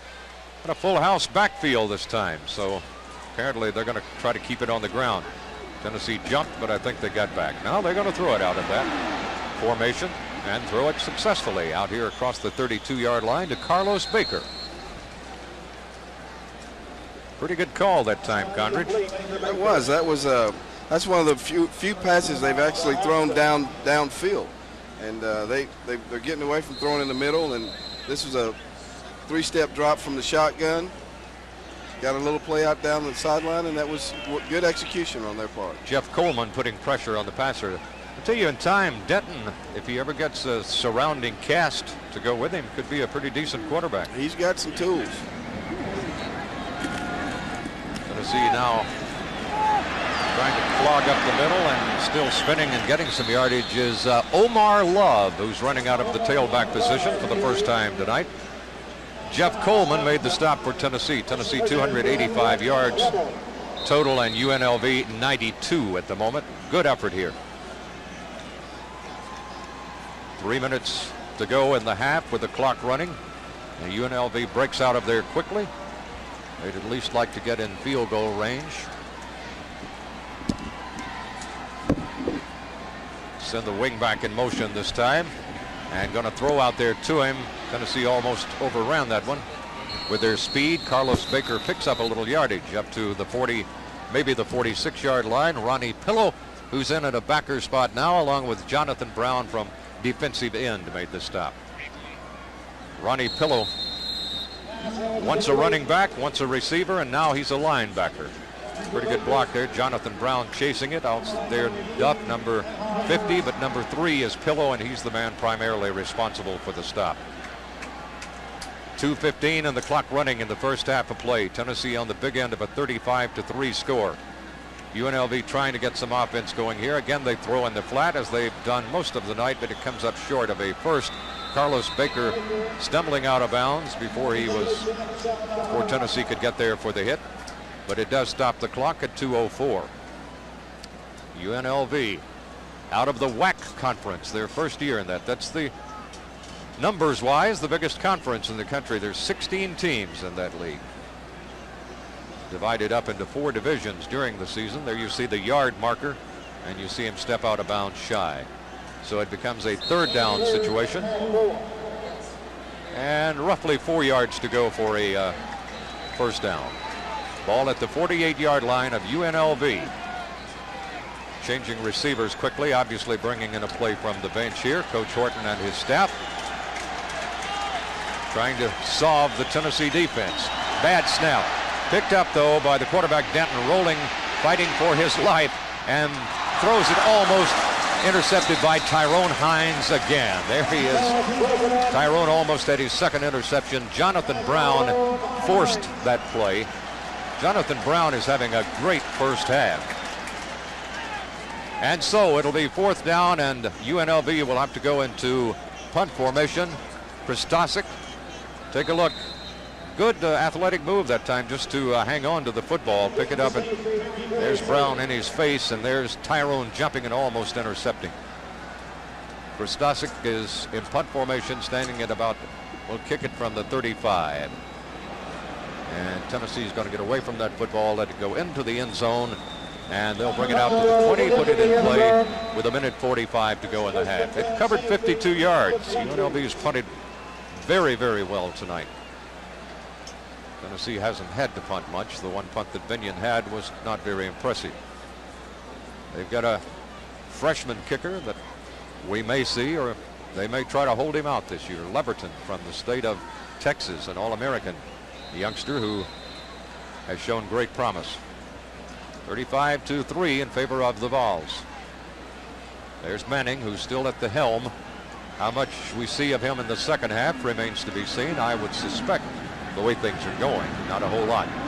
Manning fires it out in the flat. It's complete to Sean Bryson. Bryson is finally out of bounds. Brett Gilbert drove him out. Sean Bryson, number 24, picks up about 6 yards on that play. Stops the clock on the out of bounds play. There's Manning trying to hurry his men up. Take a look at the poised Manning. Here's Bryson. There's your nice move right there. Beautiful move. Finally driven out of bounds, but that move was good for about 4 extra yards. He otherwise would have had about 2. Here's the pass again. This time they pick up the first down. Mark Levine out of the backfield takes it and gets out of bounds just past the marker. It stops the clock, and this first down, of course, would have stopped it anyway. 1:31 to go in the first half. Gondridge has made his way down to the field to be a part of the ceremonies. He mentioned that he's going to be with Larry Sievers, and that reminds us of UCLA coming up next week. One of Larry Sievers' all-time great games was against UCLA, and in fact it was one of the greatest ever by a receiver in Tennessee history. Here is Manning firing over the middle, complete to Joey Kent, and that combination just continues to work beautifully. Quincy Sanders made the stop that time. Tom Mattingly spotting for us tonight from Sports Information. Tom, you got your hands full in the second half. We may see a lot of guys. Here is Manning in the pocket. Beautiful touch. And still running with that football. Finally out of bounds is Joey Kent to stop the clock with 1:10 to go. What a touch on that one. Kent already has got 117 yards. receiving tonight.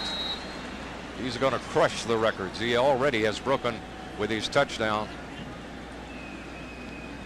Perfect poise right there. Perfect, picture perfect for a quarterback. You take that to the classroom and show the other guys exactly around the country how you set up and throw the football.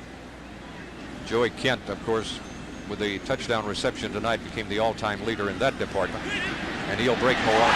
Here's Marcus Nash down the sidelines, driving down to about the 6-yard line. Marcus Nash. 35 yards. Manning to Nash. Again, plenty of protection. There's Manning. No problem at all. Just calmly sitting in the pocket. The offensive line doing the job. The clock shows exactly 1 minute to go. Tennessee's now on the 7-yard line. First down and goal, leading 35-3. You in the second half should, if you're a Tennessee fan, be very interested in seeing a lot of the young guys in action, seeing some of the other quarterbacks and secondary people especially. Tennessee did a great job this year in recruiting talent in that secondary. People like Goodrich and Mickey Allen, and also the Griffin youngster from Riverdale and Murfreesboro. Mickey Allen is from Brentwood Academy. Goodrich out of Illinois. Tennessee beginning to recruit that Illinois area quite well. All right, it's time to have a little refreshment right now. There's somebody behind him asking for a lot of money there, Tom. Looks like he's doing quite well. All right, back to the field here.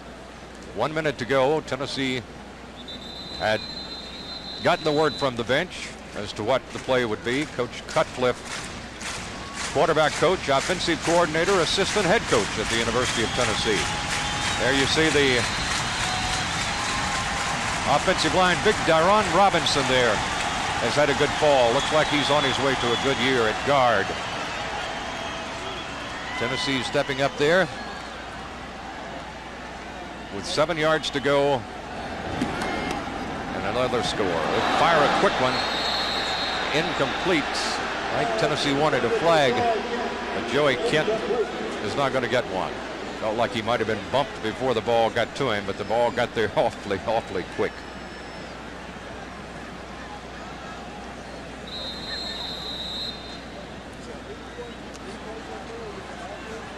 So Tennessee now, that play took exactly, I'll tell you how quick it was. It took 3 seconds. 57 seconds remaining in the first half of play. Tennessee looking at a 2nd down and 7. They got 3 wide outs this time and a man in the slot. Manning rolls and throws through the hands of Marcus Nash. Marcus in that corner could not hang on. Fans a little stunned for a second, but then they look up at the scoreboard and say, hey, we were leading 35-3. Manning in this drive is 5 out of 7 for 67 yards. As you see, that's the most difficult pass for a quarterback to throw. Back across his body, moving in the opposite direction, and he had it right there. All right, Tennessee now 3rd down and 7. Trying to go through the air into the end zone. He may be checking off at the line of scrimmage here, and he's going out of the gun this time. Got a high snap, and whistles blow it dead immediately. Tennessee may have been in motion. The clock shows 50 seconds. They've run 3 plays here in a span of 10 seconds. Down.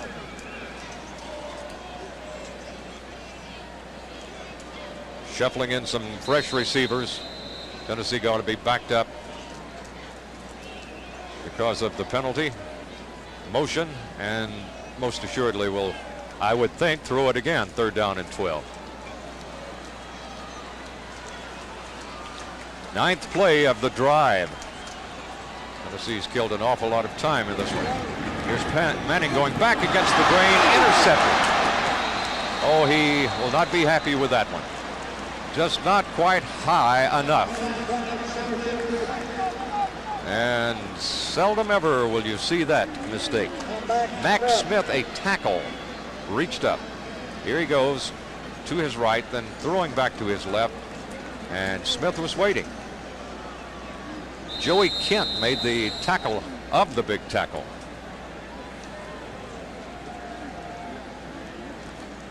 Only 4 interceptions in the entire season last year for Peyton. Miami of Florida defeated Memphis today 30-7. Alabama beat Bowling Green 21-7. Not nearly as big as people had anticipated, I guess. Now with the handoff is Omar Love out of the tailback spot, and he picks up a little yardage before he is grounded by Tyrone Hines. Colorado, number 5 in the nation, beat Washington State 37-19. Kansas defeated Texas Tech 21-14 today. Michigan 20, Illinois 8. Those are all final scores. Last thing we had on Florida, they were in the second quarter leading Southwest Louisiana 28-0. About what you would expect. Auburn early in the first quarter was leading Alabama Birmingham 3-0. Juggling it and dropping it is Carlos Baker. Craig King, number 44, right there with him. And when King is in the neighborhood, you probably don't want to catch it. Well, that's the end of the first half of play here at the nation's largest football stadium, Neyland, with over 102,000 looking on. We'll get the official figures a little bit later. The university will release those. But Tennessee comfortable, 35-3. Got to play their first and second stringers in this first half. Got to look at the offensive line. They passed the test. Manning, although he had that one little mistake, of course, was near perfect and played beautifully. Joey Kent was outstanding. And let's go down to the sidelines, and Missy has the coach. Coach, I don't see too many things that have gone wrong tonight. No, you certainly like the score but we just need to keep playing, get some young people in the ball game, and get some experience and not get anybody hurt. Speaking of that, how's Leonard Little? Oh, he's fine. He's fine. He could obviously play a lot more, and we want him to, but there's no need in it right now. I guess one question going in is your offensive line a little young this year, but how do you feel about them so far? Well, they're not young. They're inexperienced. They haven't played a lot, but they're juniors and seniors, except for one sophomore. So I don't know. We'll see when we watch the film how they did. I'm very critical of them usually because I coach the position, and we didn't get it in down on the goal line, down there when we should have. But I'm anxious to see how they do the second half. You've been mixing it up with your running passing game. Will we see another quarterback out here second half? Yeah, we'll see another quarterback. Good job. Well, score right now, 35-3, and it could be a lot higher, guys. Back to you. Okay, thank you very much, Missy. Well, of course, as the halftime festivities begin here, it gives us a chance to remind you that it's not all football for the youngsters who come here under scholarship to play at the University of Tennessee. There has to be work in the classroom as well. Let's take a look behind the scenes. It's understandable that some folks might not know exactly what to call Gerald Mahan.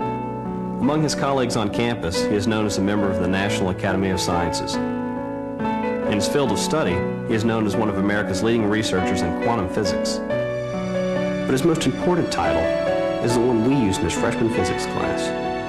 Teacher. Some of the best professors in America in the classroom. The University of Tennessee. Well, back here in Knoxville, now what's turned out to be a very nice night. Tennessee leading 35-3 over UNLV in the season opener for the Vols with high expectations. Ranked number 2 in the 2 major polls behind Nebraska, the defending national champion. But really that shouldn't come as a big surprise. Remember, Tennessee in the final poll last year finished number 2 in one, number 3 in the other, and they returned Manning and Graham and Leonard Little and Tyrone Hines and also Jason Parker and Raymond Austin and a lot of good football players. So it's a situation where Tennessee is going to have to play hard every week, though, because you can't sneak up on people in this day and time, and everybody's going to be gunning for the Vols. And they cannot afford to have a letdown, so they've got to take them one at a time.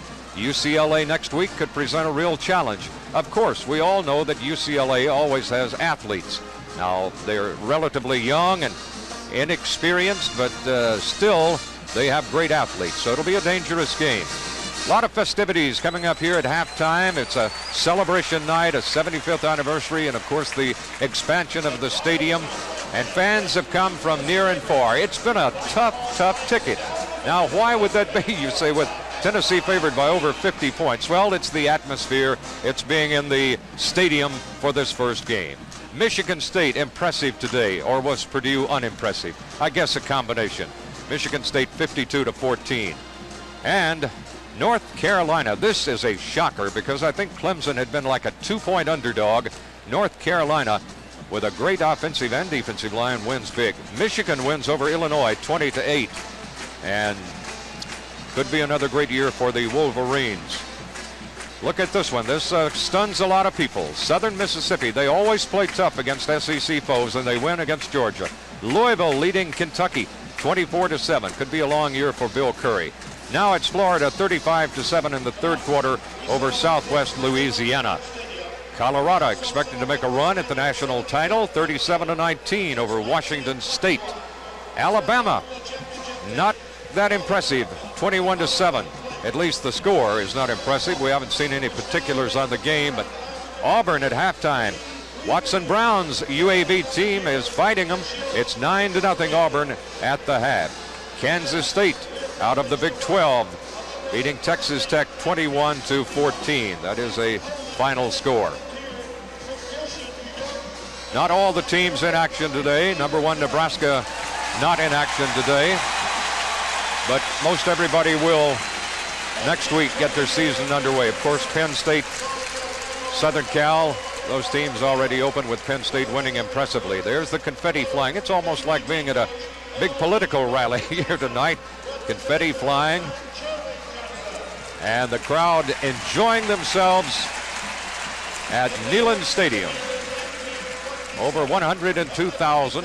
It's now the largest stadium in the country, surpassing Michigan by about 43 seats. The all-time crowd at the University of Tennessee is against, well, it will be tonight. Prior to this, it had been against Auburn. Some former Vols are now being introduced to the crowd here, and in most cases, they are representing each player who's on the field will represent 3 years of players, 3-year span. The record for Tennessee was set September the 28th, 1991 against Auburn, 97,731. So we passed that tonight. Undefeated, untied, named the two Let's go services to as national the champions. public address system here and later to serve let them tell you about some of the folks who are now in the golf carts. Looks very comfortable out there on the field. The next year, 1939, Tennessee was undefeated, untied, and unscored upon. A standout end on that team, Ed Cyphers.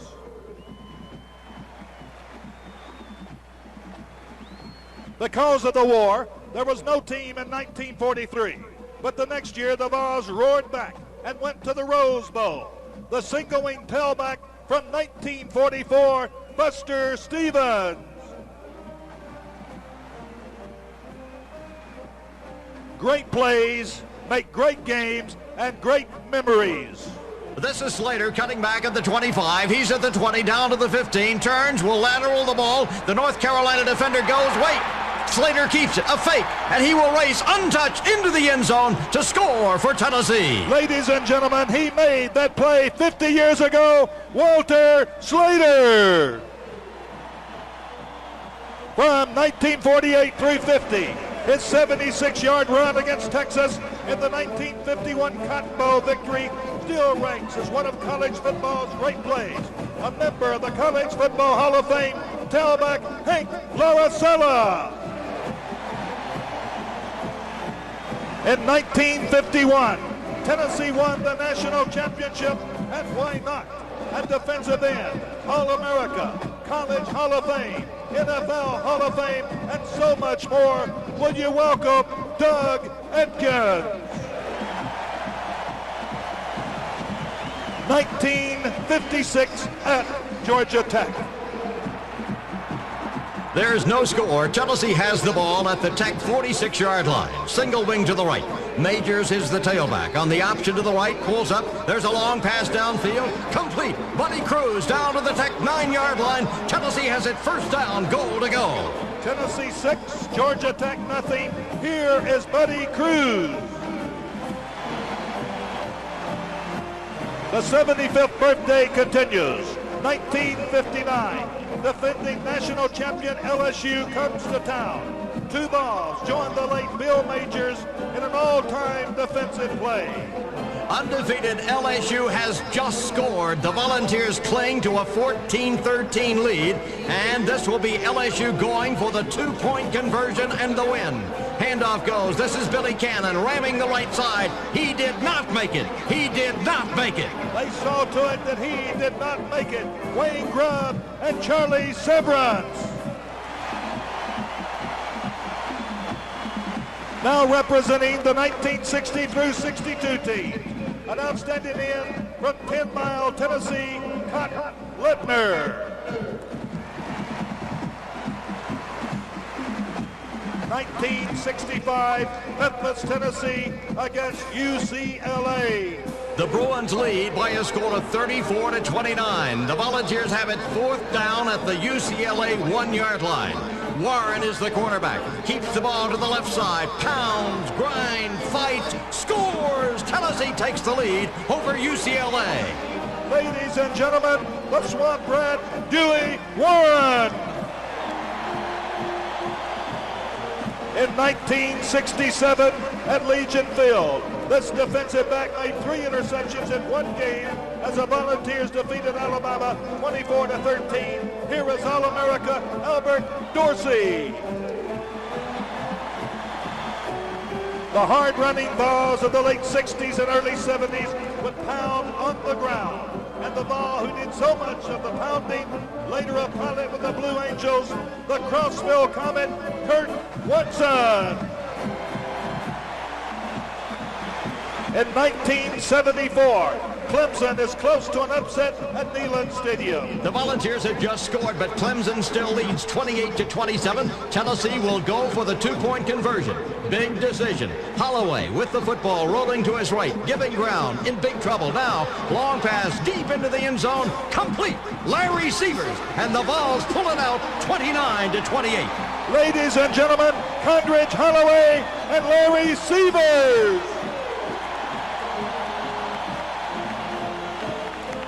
1975 through 77 is represented by the player who still holds the record for the longest run from scrimmage, 99 yards in a game at Florida. Welcome back, Kelsey Finch.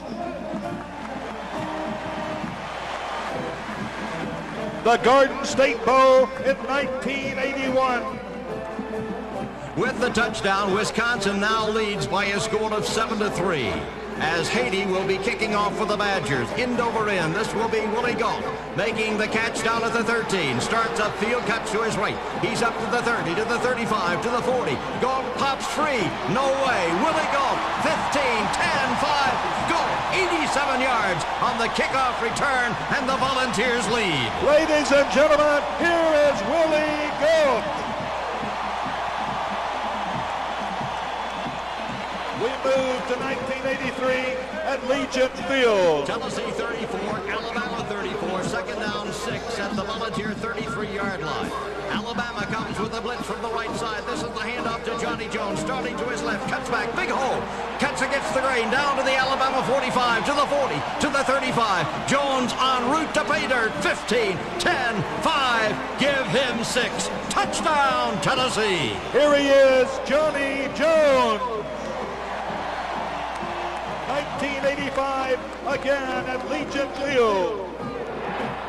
The ball struggling since the injury. Tennessee still holds a 16-14 lead, but the Crimson Tide is moving. This will be Shula back to throw. The pass deflected. Did he intercept that ball? I do not believe it. Dale Jones tips, then intercepts the ball. Unbelievable. A man who always wears the orange with pride, Dale Jones. 1987 started at the Meadowlands. Iowa trails 7-3, but they have the ball at the Volunteer 1-yard line. Hartley pitches back, intercepted, picked off in midair. That's Darren Miller with the football for Tennessee. Up to the 25, to the 30, to the 35. Miller from nearby Flemington, New Jersey, lumbering down the far sideline. Victor Peppers running interference for him. Miller will make it all the way. 96 yards, touchdown, Tennessee. The man who turned the kickoff classic around, Darren Miller. 1991, South Bend. Tennessee falls far behind Notre Dame. Then the Vols have come back, still trailing 34-28 as Andy Kelly drops back, flips a pass out into the left flat, complete. This is Aaron Hayden, 35-30, 25 blockers in front. Hayden will take it in to score as the Volunteers take the lead over the Fighting Irish. Welcome the quarterback who made the pass, Andy Kelly.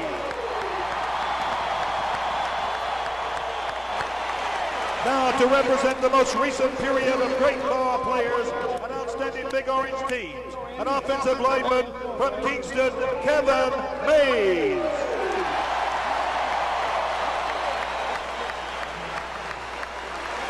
Now, will you join once more in saluting these Tennessee legends who, along with you, the fans, have built this home of the Vols, where tonight, together, we celebrate the Volunteers of 75 years.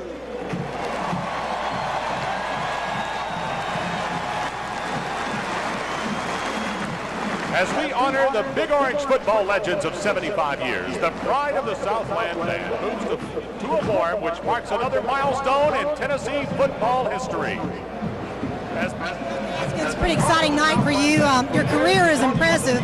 Doug Atkins, of course, was the SEC quarter-century athlete back in '76. What has tonight meant to you, Doug? Well, it's good to see all the boys back again. Some of these people I haven't seen in a long time. It's real nice.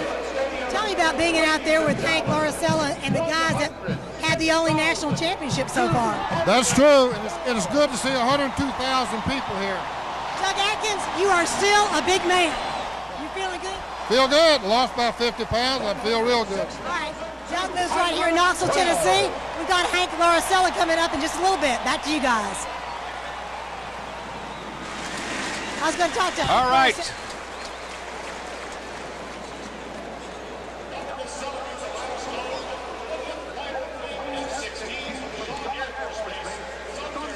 106,200.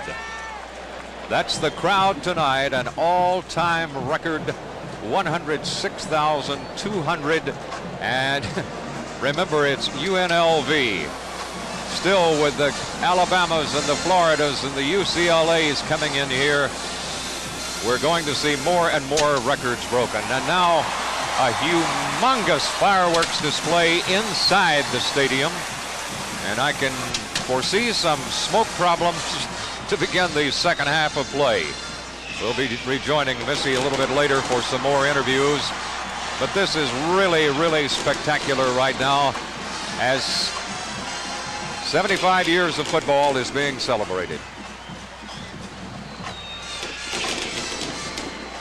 I believe Missy is down on the field now with a very famous name in Tennessee football, Coach Bob Woodruff. Missy? Bob Woodruff, you're still in the spirit of things after all these years, aren't you? Oh, isn't it great? Just great. Tell me about some of your buddies here. You guys have got a long history in Tennessee football. Oh, my goodness. This is Murray Warman. Murray's up from, you live in Minnesota, correct? You live up in Minnesota? Oh, yes, the frozen north. He played back in 32, 33, 34, does not look it. Coach Woodruff, talk about the festivities. And, I mean, you've been around Neyland Stadium. How is tonight compared to some of the great times you've had here back with playing here and also being athletic director? Well, now, Hugh Fowles, do you know Hugh? I know Hugh. And do you know the oldest ball that's here tonight? I don't. He is right here. I want you to meet him. Okay. This is the oldest ball. I'd like to shake your hand. Congratulations for being here. Thank you so much. Man here tonight is a volunteer. He's volunteers. I bet, and I think the stories you guys are getting better and better as the years go on. But these guys had a terrific history and are all a part of Neyland Stadium. Nice to meet you. Back to you guys. Here we go. Here we go. Can we It's been a wonderful night seeing the great legendary names from the past and seeing them on the field.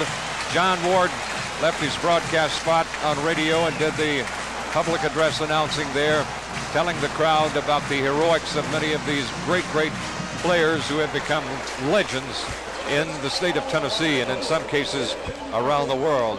Great to see Willie Gault again tonight. What a great rousing ovation for him and all of the other former Vols. Glad to have you with us tonight for the first game of the season. Over 106,000 in Neyland Stadium to see the Vols, who lead at halftime against UNLV 35-3.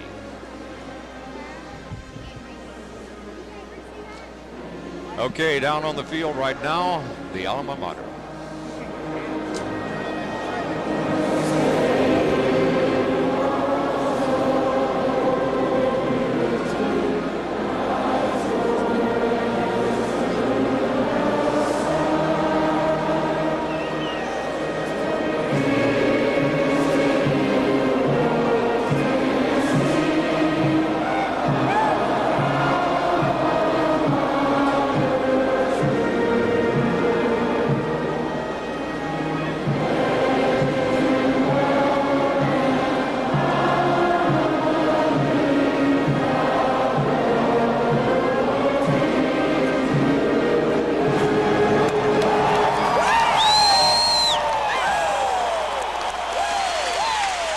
What a sight. Ladies and gentlemen, the 19,000 in here tonight for the season opener in the nation's largest football stadium, seeing one of America's outstanding teams, the Tennessee Volunteers, roll with ease in the first half. Now let's go down on the field and more guests. I think a couple of more ex-great players. Missy, it's yours. Well, of course, everybody remembers the Swamp Rat. Dewey Warren joins me, and also Hank Laricella. First of all, Hank, I mean, everyone's talking national championship again. You're on the only national championship so far. Tell me about being here tonight and also about the Vols' hopes this year. Well, it's wonderful being here tonight with this overflow crowd, this obviously record crowd of all times, and I'm just pleased to be here. Always good to be back in Knoxville. We have a good football team. Let's take them one at a time. We win this one tonight. We get the one next week, and we go on and on. And let's hope we'll all be back in New Orleans come New Year's for the New Year's game. Dewey Warren, you ran pretty quick out there coming out here on quarterback. You got some legs on you. Well, I had to. I got a little age, but got a little weight, but you know, I didn't run back then, but I thought I'd run a little bit tonight. Talk about the offense. What do you think about Peyton and Powell? Well, I'm kind of like what Hank says. The offense is excellent. The defense is excellent. That makes the offense better.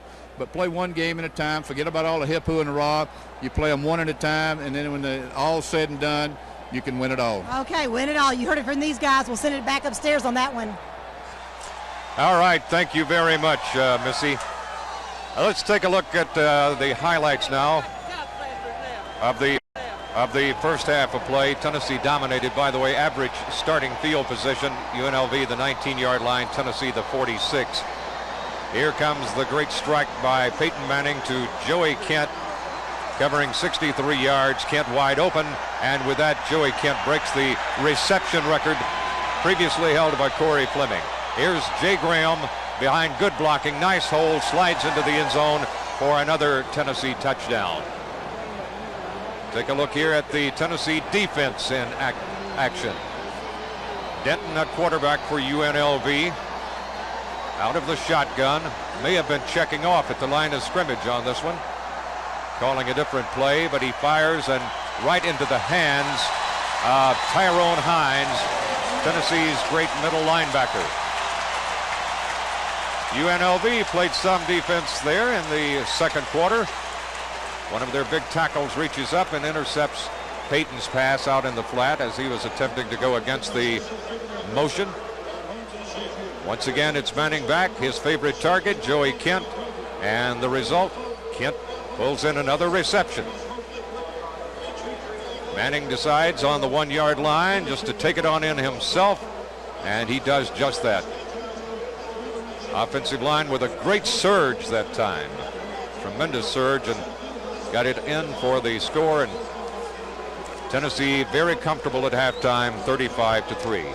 Rushing yardage, Tennessee the big edge, 68-21. Passing, overwhelming, 262-85. Total, 330-106. First down, 17-5. Each team with a turnover in the first half, which for the first game of the year is probably not that bad. But the Vols dominating the stats and the scoreboard in the first half of play. UCLA comes in next week. Tennessee has no time really to rest because UCLA will bring in a talented football team, and Tennessee has got to wonder what kind of team it will be. Totally different coaching staff. There's Peyton Manning and Denton's comparisons, and as you see there, very one-sided, but it will be against almost everybody that Manning is compared to this year. Although the Florida quarterback will bring in some very high credentials, of course. UT's 6 scoring drives average 2 minutes and 8 seconds. So that speaks very well for the offense when you move great chunks of yardage like that. Tim O'Reilly will be kicking off for the Rebels of Nevada, Las Vegas, and Sean Bryson will be deep to receive.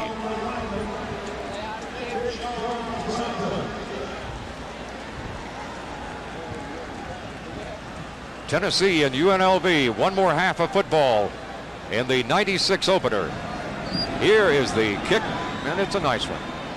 Bryson will gather it in inside the 5-yard line and try to run outside. Does. Makes a nice move there and gets across the 25 to the 27-yard line. Greg Kales, who's made a lot of tackles tonight, a linebacker for the Rebels, is in on this stop.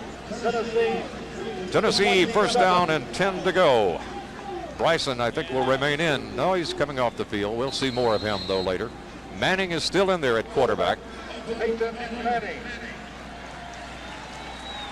Probably not fair to Manning to take him out just yet, because remember, he is in the Heisman hunt, and other quarterbacks will be playing in third and fourth quarters this fall. So here is Mark Levine dancing outside, spinning, good moves, and Levine is up for a first down and more across the 40 to the 43-yard line. Quincy Sanders, one of the primary tacklers. Take a look here. Here's Levine. Couldn't find room there. Danced outside. That's a good move. Got a good block there. Another good block. There's a good spin move and still driving. Good leg strength. And Trey Teague, big number 70, was the man who threw, I think, the key block in there. Teague, the most experienced of the offensive linemen. Here's the pitch back to Levine again. And Mark Levine showing good running ability. Got a good block at the line of scrimmage and jumps down into UNLV territory before Lance Sawyers was able to bring him down. There he is at ground level.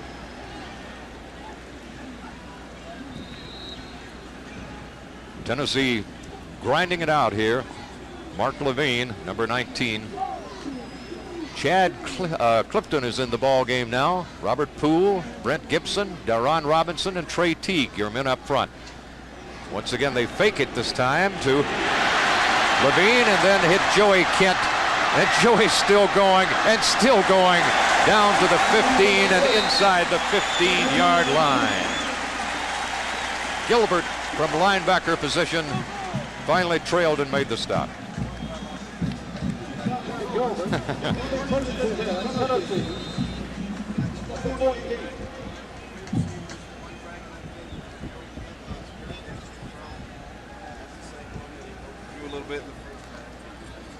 Great execution.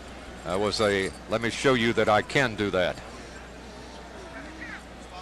He's checking off at the line of scrimmage right now.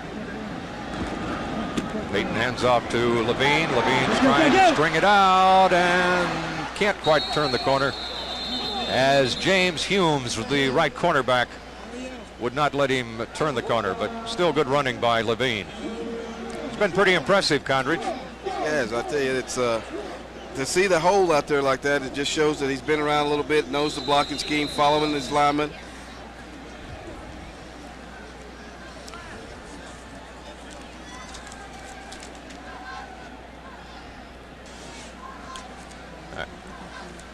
There's Levine, 6 rushes for 30 yards. Peyton sends a man in motion. Fakes to his tailback, fires out in the flat once again, this time to Marcus Nash, and he's just shy of the 5-yard line. Webster made the stop. Well, we have a moment we want to remind you that the announcers for this game have been contracted for and approved by the University of Tennessee and Host Communications. Any use, rebroadcast, or other transmission of this game without the written consent of the University of Tennessee and Host Communications is prohibited.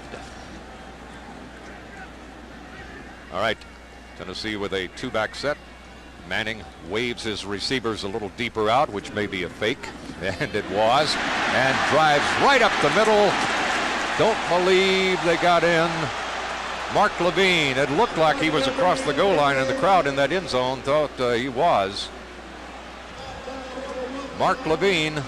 Just a great hole right there. That's a Dyron Robinson is the man who made the big block.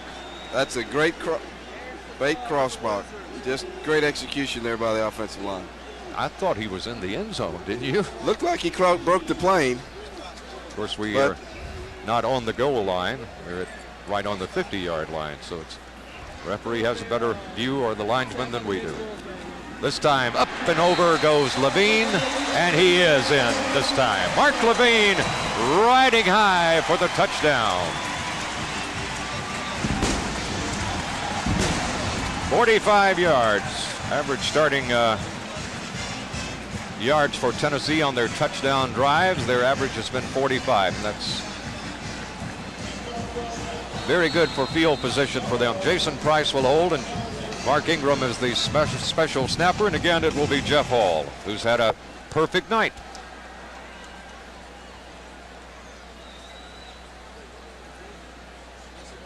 Tennessee will try to make it 42 right here. Hall sets it through the uprights, and it is a 42-3 ball game in favor of the Vols. There's Jeff Hall having a perfect night. There's the nice spin by Levine in the heavy traffic and getting through. 7 plays, 72 yards, and took only 255. Levine caps it with a 1-yard run. You watch those young players do the up and over dive. They're trying to, but they still haven't perfected it like little man Stewart did. No, he was the best.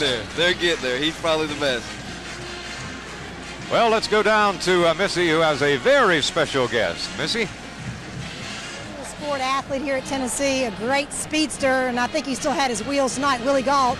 Willie, I tell you what, we were impressed with that run on the field. Oh, not at all. Yeah, actually, I just retired a couple of years ago from the Raiders and work out every day. But this was such an electrifying crowd, and it brought back so many great memories here at Tennessee, and it was just a wonderful thing. I'm glad to be a part of it. Now, you said that you wouldn't mind playing with Peyton Manning. Well, the thing about it is that these guys are great quarterbacks. I mean, Shula was a great quarterback, and Peyton Manning now, I mean, he has all the size, ability, the arm, and he really can throw the ball out there. But I wouldn't mind playing with a guy that's in your booth, 200 Holloway. He can throw the ball out there. That's true. Absolutely, that's right. That's a good one. Nice to see you again, Willie. I'll send it back up to your buddy Conrad. Okay. Back to you guys. Thanks. Pushed him out of bounds. I believe the kicker, Chris Hodge, is the man who did it. Almost broke it all the way. Well, Tennessee got a little lackadaisical on that one, Condridge. That was that'll give them, the coaches, something to sit down in the film room and say, look, guys, we got to play 60 minutes. This is not a good effort. But this, you have to give UNLV credit. They blocked well. It's a good run. Good changing hands on the ball, keeping the ball to the outside. Good fundamentally sound run right there. I question running out of bounds with the kicker, though. Fumble! Tennessee picks it up. I don't think he stepped out of bounds. Terry Fair, touchdown.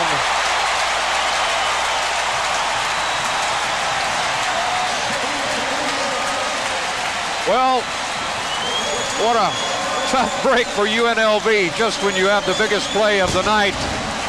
1 second later, it's all taken away from you. 55 yards. The kick return by UNLV was good for 51. Then Fair picks up the fumble and goes 55 for the touchdown. And the defense gets a score. It's just taking advantage of an opportunity. Number 7 leading him downfield there is Jason Parker. Jeff Hall, who's had an active night, kicks another field extra point to make it 49-3. Hall has been absolutely perfect on all of them, showing no problems at all. Little back strain early, had some pain. They went through some rehab with him, decided not to use him on kickoff so he would never have to make a tackle. He's responded well, he's feeling great, and obviously he's kicking well. There's Terry. It's showtime. I think Coach Fulmer can put up with that. That's not bad. No. But when it gets to be orchestrated, I think that's useful excitement. That's good for the game. He's not smiling yet, Condridge, but I think he's happy. Well, you gotta keep that intensity up. You can't really ever. Oh, how about that? I don't think he's talking about UNLV, Red, right there. No, South Carolina either. Lynn Ware and Del Bates are deep for the Rebels. Chris Hodge will kick off once again. Here he comes. Gets a lot of height on it and a lot of distance this time. A couple of yards deep in the end zone. Probably should have stayed in there. Yeah. Hello. That was made by the team. That tackle. Tim Sewell was the first man down. Sewell out of Columbia, Tennessee, who was a walk-on at one time, now is on scholarship. Earned it the hard way. Good hard play on the practice field. Yes. There you see the average starting position. Tennessee 44, UNLV their own 22. And they're even deeper. That's down right now on the inside the 10. Williams intended. Mickey Allen is in there at cornerback, and so there's one of the freshmen that we've been talking about. Mickey Allen is out of Brentwood Academy. Played for the championship team there last year. Coach Carlton Flatt had called him one of the best, if not the best, defensive back he'd ever had. Johnson is in, Corey Gaines is in, Dwayne Goodrich is in now, another freshman. They got also Fred White in at safety. So they got 2 true freshmen in the secondary right now. And Denton is going to try to throw at those guys. Tennessee with a big rush though, and he got it off. Nice play. Lee Ware. Good play by Denton, good play by Ware.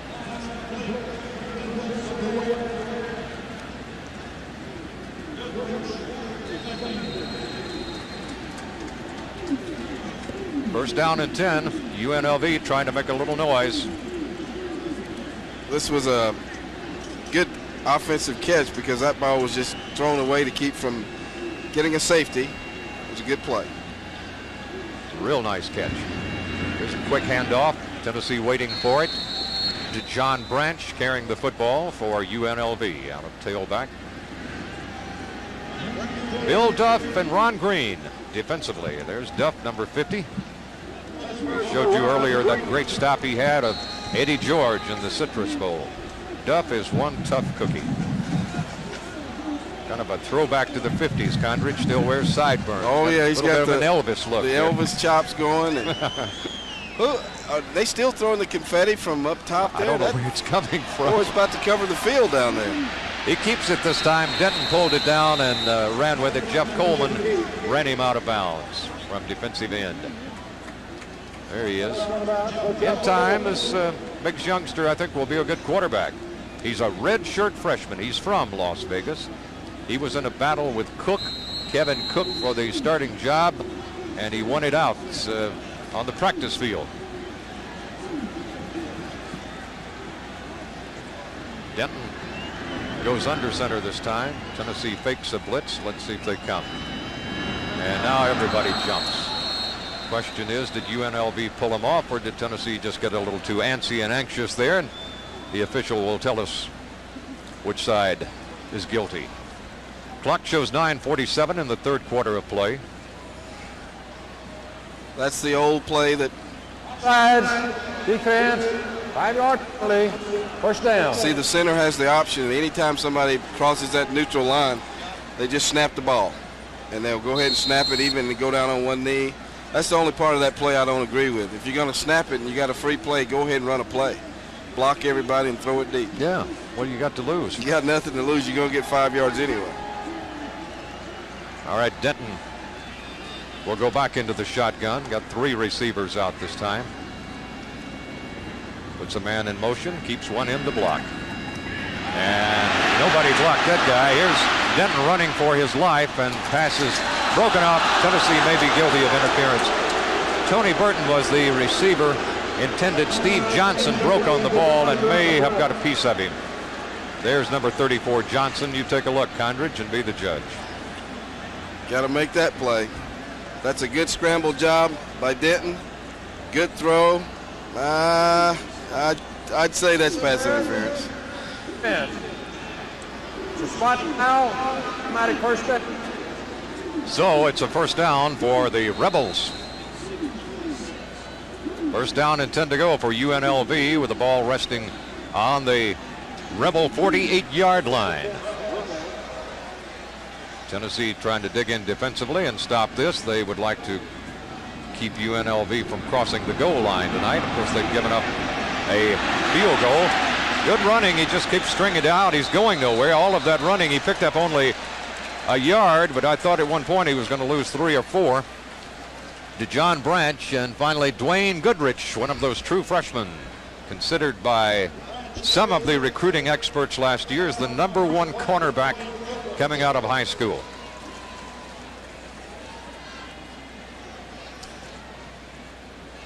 They stay right with him. 1, 2, keep bumping him, and 3, 4. Finally, you can hear it out already. of bounds. Wrap him up. That'll be the tone. Yeah. Grand pickup of a yard, second down and about 8. Here's a pass in the flat, complete. And DeJohn Branch, coming out of the backfield, takes it into Tennessee territory for, I believe, another first down. Steve Johnson made the stop.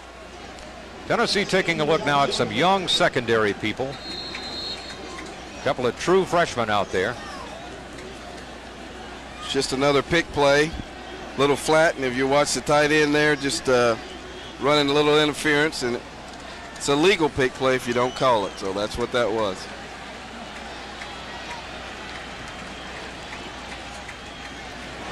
Nothing in the middle.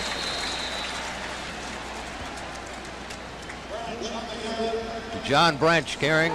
Craig King making the stop. Oh, Macarena. I thought we might see the whole crowd involved in this one for the Knights. Macarena. Condridge, are you into that dance yet? Well, I like watching it. I'll let them, they can have that one. You and Seaver's got a great hand out there. Brought back some wonderful memories to a lot of people. It's good to see all those guys. You saw the stat on rushing, and here is quarterback Denton throwing, and the receiver is tripped up, but he fell forward. Carlos Baker for a little gain. 7:47 remaining in the third quarter. Tennessee on top 49-3. Getting a look at some young football players right now, mixed in with some veterans. And that's probably the way they're going to go from here on out. You probably are not going to put an entire green team out on the field, but mixed in, they got some young secondary people, and they played some relatively inexperienced linebackers tonight, like Westmoreland and Pillow. Deep in the shotgun is Denton, and he fires out of there. And Tennessee does wrap up this time. Carlos Baker is the receiver. Craig King made the stop. Corey Terry was there also. Antron Peoples was in on that one too.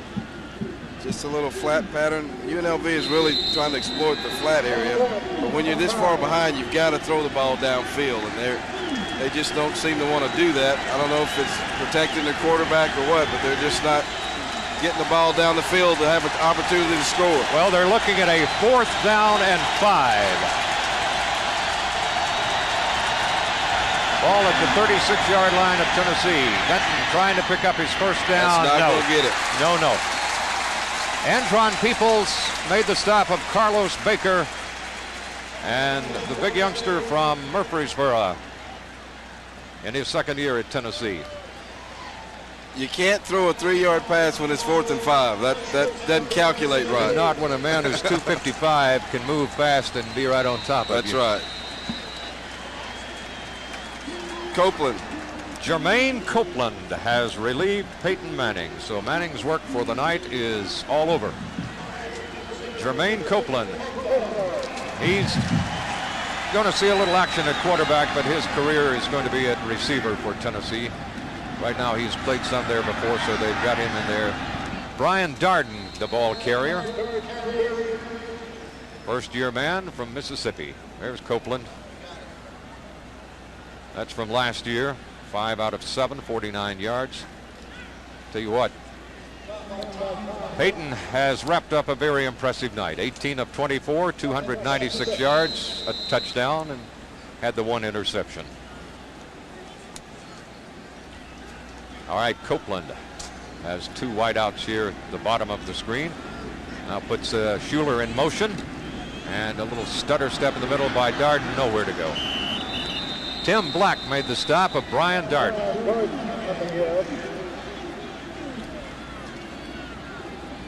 We'll try to check some other scores. Auburn now leading UAB 12-0 in the 3rd quarter of play.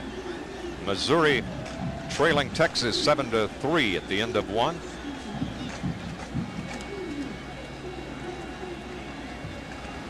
All right, Copeland has 3 wideouts this time. Only Darden behind him in the backfield. He wants to put the ball in the air. And incomplete. Andy McCullough was the intended receiver. The crowd wanted a flag, and they got a flag.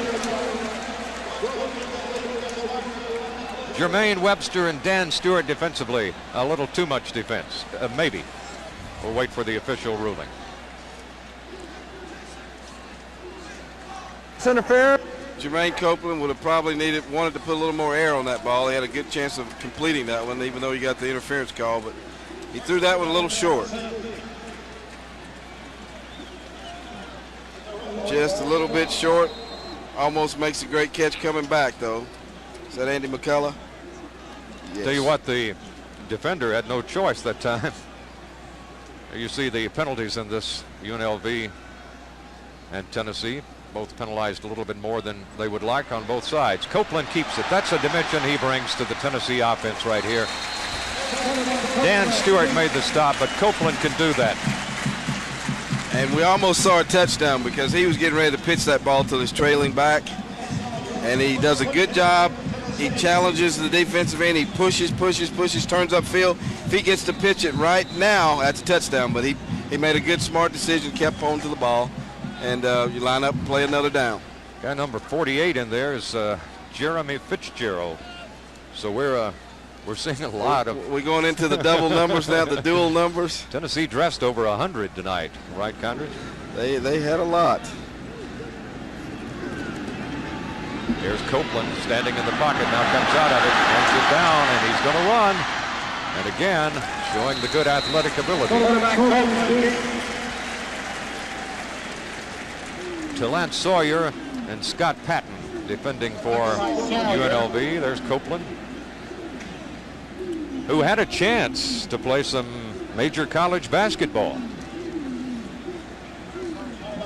There's Phillips. Still, I thought I saw a little bit of a smile there. Just a tiny bit. It's close enough for a measurement. Phillip knows next week will be a lot different, though. A lot better football team coming in here. A lot better football team next week. It is enough for the first. So the chains go down the field, and so does Tennessee. with 4 minutes, 11 seconds remaining in quarter number 3. The ball sitting in a 49-3 lead, and looking at some fresh faces out there. We'll try to keep up with as many as we possibly can, but they're coming in right and left. They've used several true freshmen already tonight. They probably will wind up playing about 8 this year. Here's Copeland into the defense that time to Lance Sawyer, anticipating that one all the way.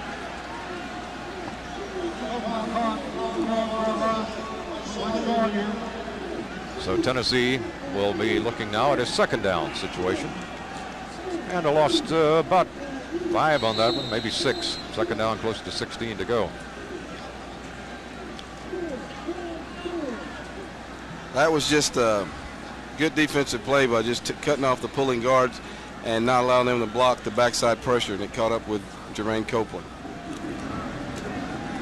Here's a handoff. Nice bit of running there. That's Derek Edmonds, another true freshman. Derek Edmonds came to Tennessee as a defensive back. They said, we got a lot of defensive backs. We need some more runners. They moved him over there, and right away he caught their attention in practice. Well, I tell you what he just did right here. If you'll take a look at this cut right here, that looks a little bit like Charlie Garner. That's not very many people can make that cut. That's a sharp cut. That's a good play by a young kid. Derek Edmonds is from Florida. Tennessee strictly in a running situation, and Copeland tucks it and gets the first down. Quarterback Copeland keeps. First and 10, Tennessee. At the 10. UNLV has lost 10 in a row on the road to outside conference competitors. That'll be 11 after tonight. Condridge, I don't think the tie-breaking rule is going to be a factor here tonight. I don't think we'll see that tonight. That's 9th play in this drive. And timeout is going to be called by Copeland and the Tennessee Vols. Do you like the new rule? Condridge says yes, but right now we're going down to Missy. Johnny Jones with me. Johnny's funny. He's down here watching the game, and you didn't even know you were still number 2 on the rushing list. No, I've had so many good backs come through since I've been here. Just been unreal, really. Talk about when you were here, though. I mean, the margin of a year is how you do against Alabama. You guys did pretty good when you were playing. Tell them about your role in beating Alabama. Well, just enjoyed it. Out of 4 years out here, we've beaten 3. Three out of 4, okay? So I really enjoyed that. What do you think about the backs? I mean, they've been mixing it up with some of the play with Jay Graham and other guys playing. What do you think about it? Oh, the backs been running real well tonight. They look so good. I'm just unreal to see it. I just been glad to come back tonight and just watch it. Well, talk about mixing it up with different backs. With Edmonds out there doing well, is that good for a running back to get a little rest? Because Jay Graham, of course, everybody's talking about him, but I guess it's important to get your rest too. Yeah, it is. You know, that's when you really are injured secure, when you're tired and get out there and half running. Well, you're not half running, run all you got, but just tired. So when you have someone coming back in for you, it's a whole lot. All right, so nice to see Johnny Jones. Lives down in Memphis, Tennessee, his hometown. Back to you guys. Doug Matthews, you know very well, Condridge. Yes. Friend of ours, coached here at Tennessee, thought that Jones was one of the most pleasurable men to coach that he'd ever been around. He's a super guy. Tennessee. Little option, the short side of the field, touchdown. Oh, yes. Jermaine Copeland.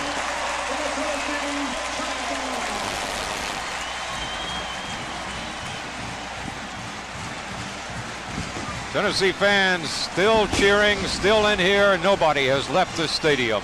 2 minutes, 5 seconds to go in the third quarter. It's just a little option play to the short side of the field. Perfectly executed. You get out there and you've got 2-on-1. You either pitch it, make the defender take you. Jermaine Copeland kept the ball, walked in the end zone. Copeland is going to be a great receiver, but right now he could start for half the teams in the Southeastern Conference. He's got some ability. I tell you, he can make you do a lot of things on defense. You've got to be very prepared when he comes in the ball game, because he's going to move around in the pocket, run the option, and he can throw the football also. 5 rushes for Copeland in that drive, a total of 28 yards. And Jeff Hall's night continues, 56-3.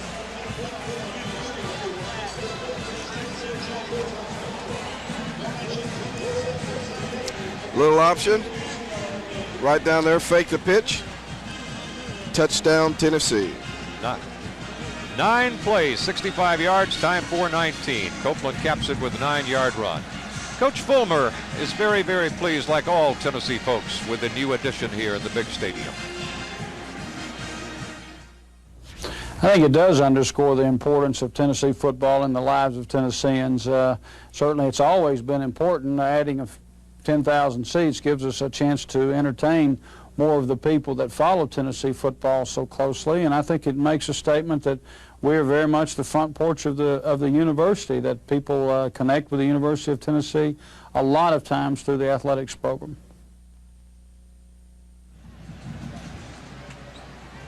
All right, here's the kick taken by Del Bates. Straight up the middle and straight down at the 20-yard line. Solid, solid hit by Sean Johnson, number 35. Defensive secondary man, 18 yards on the return. Still in the third quarter, minute 59 to go. John Denton remains in at quarterback for UNLV. 56-3. And Tennessee was favored by 53. Denton standing up in the shotgun. Confetti is still coming from the skyboxes.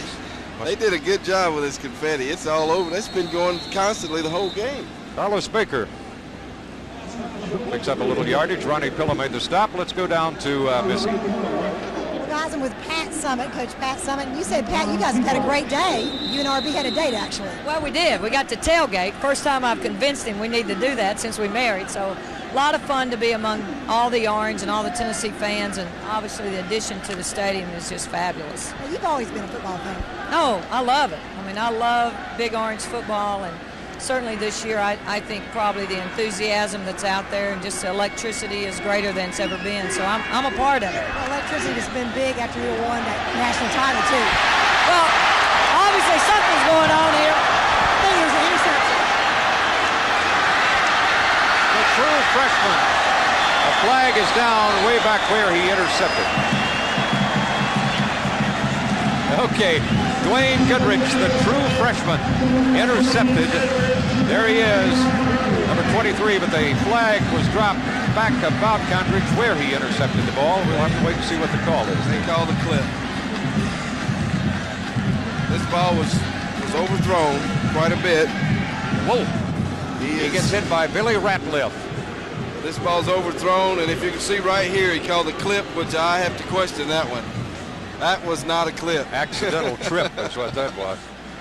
I think he got his head in front. But it's brought back, but it will be Tennessee's football.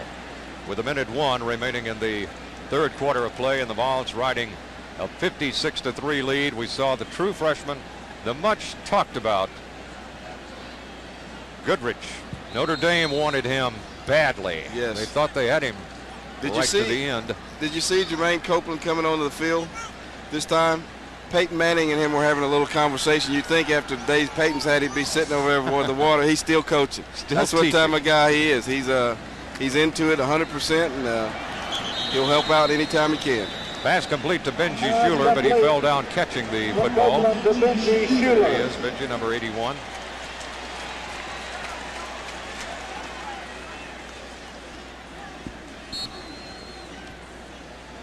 Tennessee has never lost a football game in August. But this is only the third one they've played. I was going to ask, that was my next question. Haven't played very many in August either. So, I tell you, Bobby Campbell's going to have a job getting that confetti off that field. Here's Copeland going out in the flat again to Benji Schuler. Same play, opposite side of the field. And not much there. Scott Patton smelled it out and made the stop. Don't think we'll get another playoff before the end of the quarter. Clock is ticking down. 5-4. And that'll be the end of the third quarter of play. Here in Knoxville, 106,200 plus. A little beach volleyball there, huh? It's a happening here tonight. As I said, nobody leaving, very few anyway. They may start a little bit later. While we have a moment here, let's listen to these words from the University of Tennessee. Juvenile violence touches everyone in our community. As a student at the University of Tennessee, I'm learning new ways to help young people handle conflict. I take these lessons to our city's schools. The students I work with are making a difference in their own classrooms, playgrounds, and neighborhoods. I'm proud of UT's partnership with our school system and the many ways the University of Tennessee bridges the gap between the classroom and the community. All right, Coach Fulmer and his team ready now for one more quarter of football.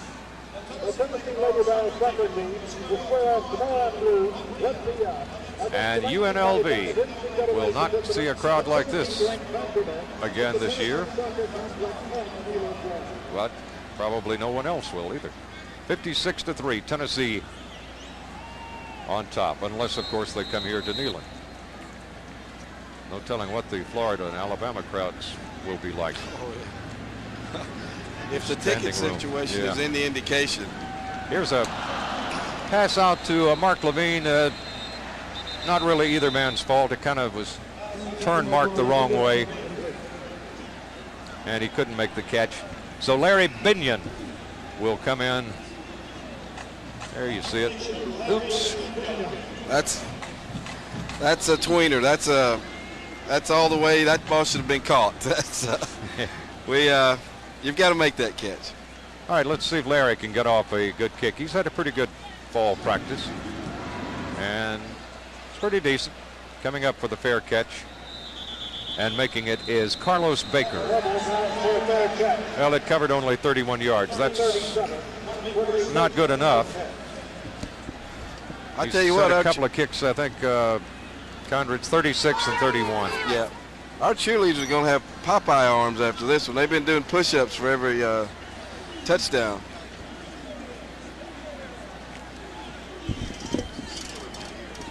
All right, UNLV now looking at the scoreboard.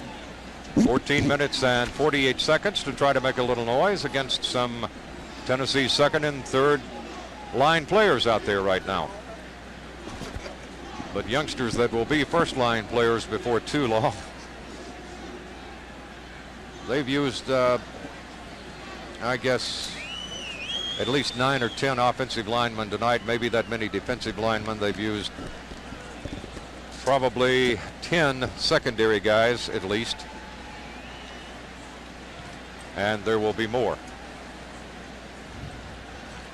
Billy Ratliff has been pretty impressive tonight, Condredge, big number 40. They thought about playing him at defensive end. He can play that, but he's moved inside playing tackle. Right. And he gives them another fine tackle in there to go with Duff and Green and Barron. Tennessee deeper in tackles than they have been in modern times. When you get that deep, you can always play fresh, and that's a plus for any football team. All right, Denton remains at quarterback. He's got 3 wideouts, and he's looking for one of them, and he finds it. Carlos Baker, who made a nice catch. Pass was a little bit high. He pulled it down in front of Sean Johnson. Baker's not a bad receiver. Pretty good one. It's just a drop back and throwing a little bit deeper down the field, but they're still staying to the outside. They're not working the middle of the field. But that's by choice, probably by design with their game plan. Denton this time with a quick handoff. Tennessee ready for that one. DeJohn Branch carrying the ball, and Buck Buxton, a junior college transfer. There's another guy inside, Condredge, that's supposed to add to Tennessee's depth this year. He and Corey Terry. Tennessee, they're in a position now where they don't sign junior college players unless they know they can help immediately. That's right. That's correct. And that's the only justification you can have for signing a junior college player is that he has an impact right away, because other than that, you've got to work with your systems that the guys you've already signed with your freshmen and sophomores. Going down the sidelines this time, got a man open, but he's out of bounds. Darren Williams out of bounds when he made the catch. And so it becomes just another incomplete pass. Second down and 10.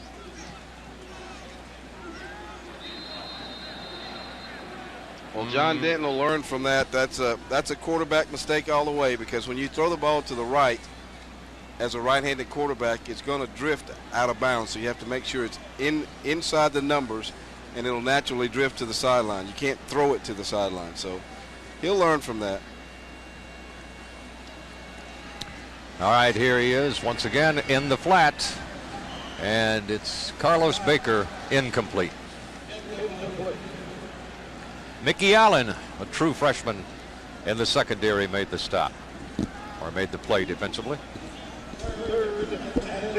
13:27 remaining in the contest. Over 106,000 have watched it tonight. Then 18 of 33 for 116 yards. Couple of interceptions. Not a bad night for the redshirt freshman. Especially considering how many times he's picked himself up off the ground. I'll tell you what, you're right, Condrich. He's been pounded unmercifully even after he is thrown. And this time he fires long and way out of bounds. Back over the head of the cheerleaders. Lynn Ware was in the general neighborhood, but nobody could have caught that. So UNLV will be forced to go into punt formation. Kristasic will be back to punt. I believe Terry Fair is still in there. Yes, he is. To receive. Again, a nice kick. Fair gets away from it. And, almost did a 9-iron shot there. Did. Came dangerously close. 52 yards. UNLV has had a terrific night punting the football. They must be up close to 49 or 50 on an average. One man who's responsible for Tennessee's high ranking is the strength coach, and I believe Missy is with him right now. Missy? Stuckey sticks it to him every day. I've heard a lot of the guys talk about you getting them out there in the weight room. A lot of them were here all summer, talk about their preseason conditioning. Well, you're always concerned going into the first ball game whether you're in the type of condition that you need to be in, and it appears that we came out real well. I'm real pleased with them right now. 95% of them, I heard, stayed around this summer to lift and work out. Yeah, they did a real fine job. That's a voluntary situation, and they just about all stayed here and have really done well. Including Peyton. Thanks so much for coming over, and they all look good. Good job so far. John Stuckey even has a sand pit. I think they call it Stuckey's sand pit behind the workout area. They're even running in sand every day. They're prepared. Back to you guys. All right, the new quarterback, T. Martin, his first collegiate pass was for a first down, and it went to Graf Corby. Came out firing. How about that for somebody that's a freshman coming in? From Mobile. Hey, they're crying in their beer down in Alabama about that one, I tell you. They thought they had him. Brian Darden unable to get outside on that particular run. Nothing happening there, so it'll still be 10 yards. Second down and 10 to go for a first. T. Martin, they think a lot of him. Coach Fulmer thinks he's a great prospect. So does David Cutcliffe, the quarterback coach. Recruited, of course, heavily by a lot of people. Came down to Auburn and Tennessee, and he made the decision on Knoxville. And wearing the orange. There he is, big, strong youngster. Weighs about 212. Back in the pocket, comes out of there. Here he is running, sticks that head down, runs like a fullback. Dan Stewart made the stop. No sliding that time, Condrich. Well, he's a big man, and I would suggest, though, making that slide. The voice of experience. You last a lot longer that way. By quarters, you can see it. Tennessee 21 in the first, 14 in the second, then 21 more in the third. And nothing yet in the fourth for the Vols, but they've still got 11 minutes to do it. And here's T. Martin rolling, What a block. and picking up good yardage. Greg Gales made the stop. Well, you're seeing the future. That was a well-executed play also, but I think when T. Martin sees this on the film, when he gets out to the end there, if he pitches this ball, it's a touchdown. Because everybody else has reacted to him. Yeah, the trailer was and wide open. the trailer was wide open. But like it's a young rookie mistake, honest. At least he did 100% full speed. They've got a little bit different package for T when he comes in. Get him used to the offense, and there you saw a mistake, an exchange between the center and the quarterback, and fortunately Martin fell on the ball and recovered. But these are a lot of guys out there right now who in many cases have not worked together before, because you got a combination of some number 2 and number 3. There's Randy Sanders, who coaches the running backs here, played quarterback himself, of course. Does a great job recruiting. They're coming. It's a man coverage. Pitch it. Dan Stewart made the stop of T. Martin. T unable to turn the corner that time. Again, the pitch man looked to be open. I guess, Condridge, there's a fear if you're a freshman and 100,000 people that you're going to toss it awry and make a mistake that would be glaring. Well, UNLV is doing what the Tennessee defense did to their young quarterback. They're seeing that T. Martin is a young guy, and they came up and that was a all-out blitz like this past play. And they're going to try to give him some different looks and see if he can react to it. You notice they didn't dare do that the other 2 quarters. Or Manning would have checked off and it would have been touchdown Joey Kent. Here's T handing off, taking a handoff, gets away from that tackle, gets away from another, still fighting, and almost completed it to Brian Darden. In fact, there's a flag down, so it may be pass interference against UNLV. There's some great athletic moves there. Look at he's still sideline. Coaching, yeah. Manning still giving instructions over there.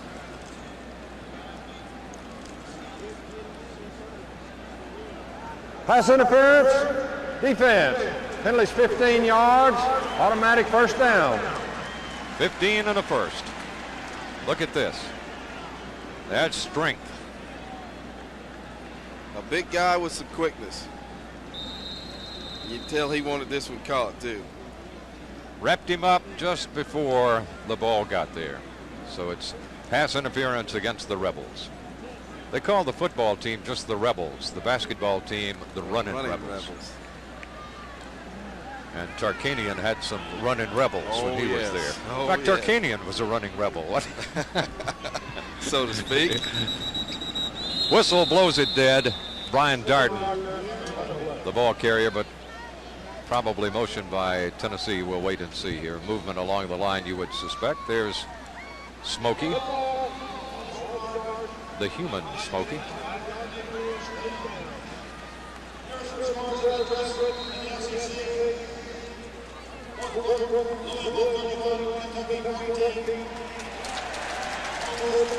All right, T. Martin brings his ball club up. He's looking now at a first down after the interference. Then they had a busted play and a 5-yard penalty, so it's 1st and 15, or was, and still is about that. Brian Darden unable to shake free. Darden has great potential, Condridge, but he hasn't. He's been running like a freshman. Yes, yeah, well, exactly, and he's got to understand that at this level, it's north and south, east and west is out. You can't do that. Everybody in this league can run, and at this level, so you have to go north and south and get up the field, make that initial cut, and then use your quickness. They give him about a yard on that one. It's 2nd down and 14. Here's T back, wrapped up, unable to get his pass off. Scott Patton made the stop of T. Martin. Tennessee has one other quarterback who could see action tonight. That's Sean Snyder. Snyder? I would suspect he will get in some playing time. He was given a scholarship to start fall practice along with Sewell. And it's good to see schools like Tennessee reward guys who walk on and then practice hard and show some ability to be rewarded with that scholarship. Tennessee calls a timeout. With the situation third and about 16 now, with 7:52 remaining in the contest. There's Coach Fulmer still coaching. You got to, even though it's a blowout, Condridge, you got to keep teaching, haven't you? You always have to do that, and you can never just assume that a game is over and not keep your mind into the game. Well, Southern Mississippi has done it again. In recent years, they've beaten Auburn, they've beaten Alabama, they've beaten Mississippi State and Ole Miss.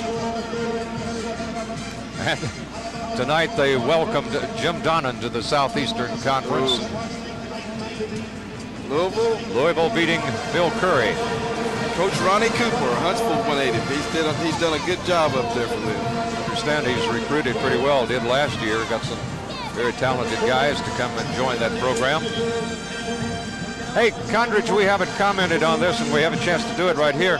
There's Purdue losing big to Michigan State, 52-14. Could be a good year for them. This one stuns me. I thought this would be like a field goal difference. North Carolina 45-0 over Tommy West and the Clemson Tigers. We'll talk about the Tennessee Pants here in a moment. Here is T. Martin going to be nailed behind the line of scrimmage.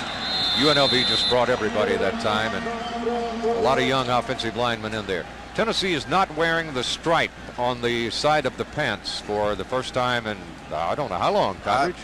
As long as I can remember. I know that, well, last year, yeah, since last year. But the thing is, they've worn this pant with the road uniform. Road uniform, yeah, not at home. At home, they've always worn the stripes. But they voted, I guess at least the seniors did, to wear this uniform.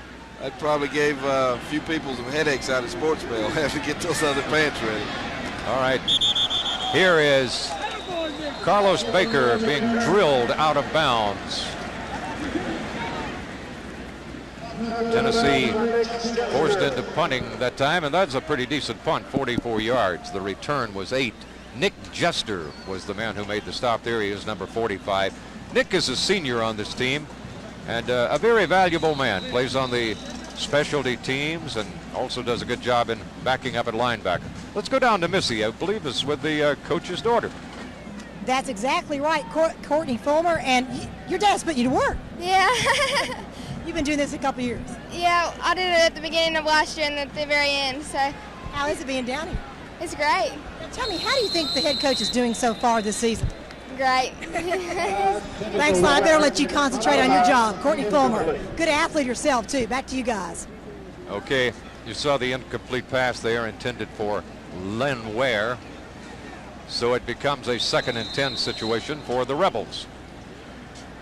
Denton is still in there at quarterback, and probably that's a good idea because he's in a learning situation right now at UNLV, so just give him all the reps you can. Weather the storm. You don't want to ever get used to that, but I mean, it's something you got to go through, and he's getting a good experience right now. Here's a handoff on the right side, and that's Footman, Darren Footman, carrying the ball for a few yards before he is hit by Buxton. Buck Buxton made the stop. That's a football name for you. There's Ian Martin in the game now, too, out of Winchester, Tennessee. Yeah, Buck Buxton sounds like a defensive lineman, doesn't it? Sure does.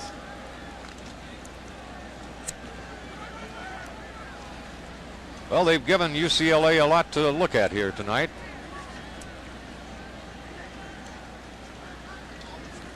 Out of the shotgun, Denton fires out of the flat. Hello. Touchdown.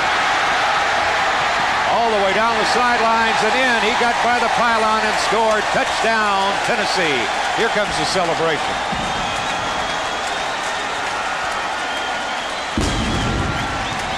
Eric Westmoreland, a true freshman, brings the fireworks out in big time. Take a look at that on the replay. Watch this hit. Ouch. That is a big one. Where was the train? Westmoreland. Is that Mickey Allen? I believe. Mickey Allen made that hit. That's another true freshman. Allen made the hit out of Brentwood Academy. Westmoreland, who is a Tennessee youngster also. The ball bouncing around. It's blocked, goes out of bounds. High snap. And the score remains 62-3. Snap was, I don't know if we had a different snapper in that time or not. It was a very high snap. Not like Ingram to make a mistake. There it is, 62-3.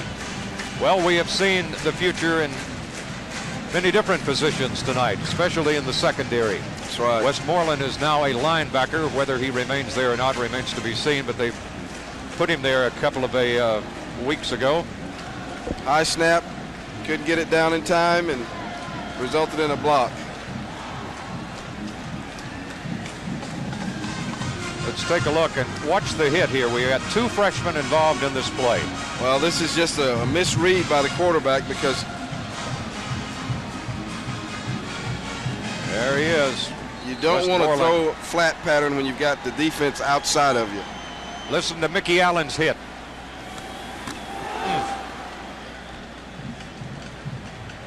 That's a Brentwood Academy youngster.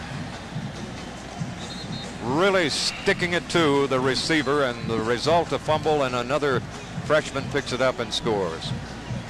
The deep men now are Len Ware and Dell Bates, and Tennessee is set to kick off again. Coming down to kick off once again will be, well, this is going to be a new man, Robert Loudermilk, who's also out of the Middle Tennessee area. He attended Brentwood High School, not Brentwood Academy, but Brentwood High. Loudermilk gets it high, bounces down inside the 10, where Len Ware picks it up. And Len Ware is picked up and dropped at the 15-yard line. Last time Tennessee was over 60 points was the 65 against Vandy in '94 in Nashville. All right, Missy, I think, has made her way into the cheering section down there. Missy? I think I found the tiredest bunch of people in the stadium so far, the cheerleaders. Have you all figured out how many push-ups you've done so far tonight? Anybody good? 300. Too many. Over 300? Yes, ma'am. All right, how are those biceps? All right, okay. You want to do more? Drop and give me 7. Ready, go. Y'all ready? Here we go. 1, 2, 3, 4, 5, 6, 7. Yeah. All right. How about one arm push-up for anybody? Yeah, another 62. And you ladies back there, you should have shown these guys up. Anyway, back to you guys. I'll do a one-arm one next time. I'll take my jacket off.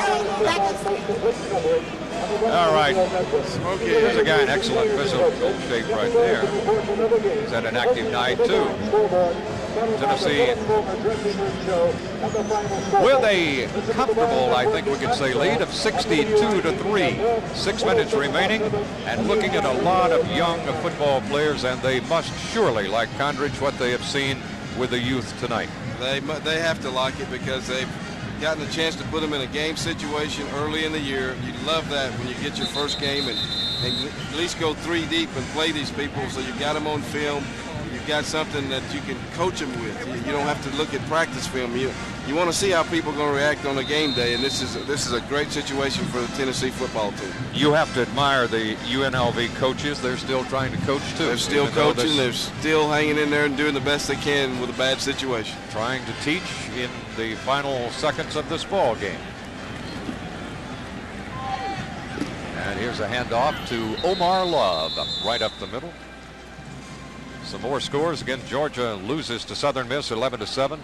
6 minutes remaining now. Louisville has scored again. It's 31-14 over Kentucky with a little under 7 minutes to go in that one. Ole Miss in the fourth quarter leading Idaho State 28-7. Miami beat Memphis 30-7 today. Alabama 21-7 over Bowling Green. Colorado, number 5 in the nation in the preseason AP poll, as well as the CNN coaches poll, 37-19 over Washington State. Florida is final now. Florida 55 and Southwest Louisiana 21. injury here, and this is to Shane Begnaud, who's a senior at Tennessee. It's played off and on through his career. He's a safety, and hopefully it's not a serious injury. Second quarter of play, BYU 7, Arkansas State nothing. Condred seems to be an ankle or knee, but he's going off with some help. There's another big game today in the Big Ten. Michigan 20, Illinois 8. There's that Louisville score. I tell you, the fans will be howling in Lexington tonight. I thought Memphis might make that a little more interesting today. Colorado, probably the only team with a shot at Nebraska in that Big 12. There's Colorado State, impressive. Alabama favored by a huge margin, won by 14. All right, UNLV still trying to play some offense here, and still trying to, not going to do it there. Omar Love just collared down by 3 or 4, led by Dwayne Goodrich.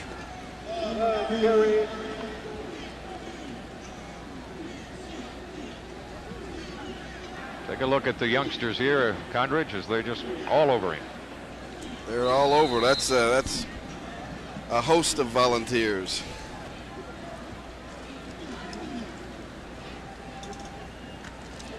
Brent Beavers, that's a newcomer. UNLV rushing for 37 yards. Yeah, we're searching through the files here for some of these players now. There's a long, deep try to Lynn Ware. Pretty good effort by both the quarterback and the receiver, but just a shade too long. I would think on the plane ride back to Vegas, Denton would probably try to catch a little shut-eye. Oh, yeah, he's a beat-up man, but he's still hanging in there. He's hanging in there, but he'll be in the ice tub, I guarantee you that. Kostasik is back to punt once again. And it's Jermaine Copeland in receiving position. And again, it's a good punt. Copeland's going to take it, get by the first man, and get a little bit of yardage back there. So Copeland has played some receiver, some quarterback, and now it's got a little punt returning, showing his versatility. 41-yard punt. Contributed in all 3 factors. Tennessee 62-3 with 4:23 remaining, and the fans are sticking around, a lot of them, just simply to see some of the young guys that they heard about during the recruiting season. Sean Snyder becomes the 4th quarterback of the night for Tennessee. Some of them are saying, but I think some of them heard it was last call at the Copper Cellar. They kind of walking out of here and getting ready to get away from the traffic. Here is Derek Edmonds running out of the backfield and picking up a little yardage before he is knocked down by Roderick Jones from linebacker. There's Sean Snyder, 6'3", 205, right here out of Knoxville. Put on scholarship as they started practice this fall, and a guy who really works hard. Got some ability too. He's got a nice touch on the ball. I've watched him throw quite a bit. Playing for the school that he loves. Hands off to his tailback, Edmonds. Edmonds slices for a couple more yards before the Rebels knock him down. Nose guard Tim Black at the bottom of the stack. 62-3. I don't think you could call running this up at all, Condridge. No, not the way it's happened. They've stayed within their offense. They didn't just bomb away. They've been very, very controlled as far as running their offensive sets and doing their plays, and they just stayed basic. And I mean, when you stay basic, you gotta.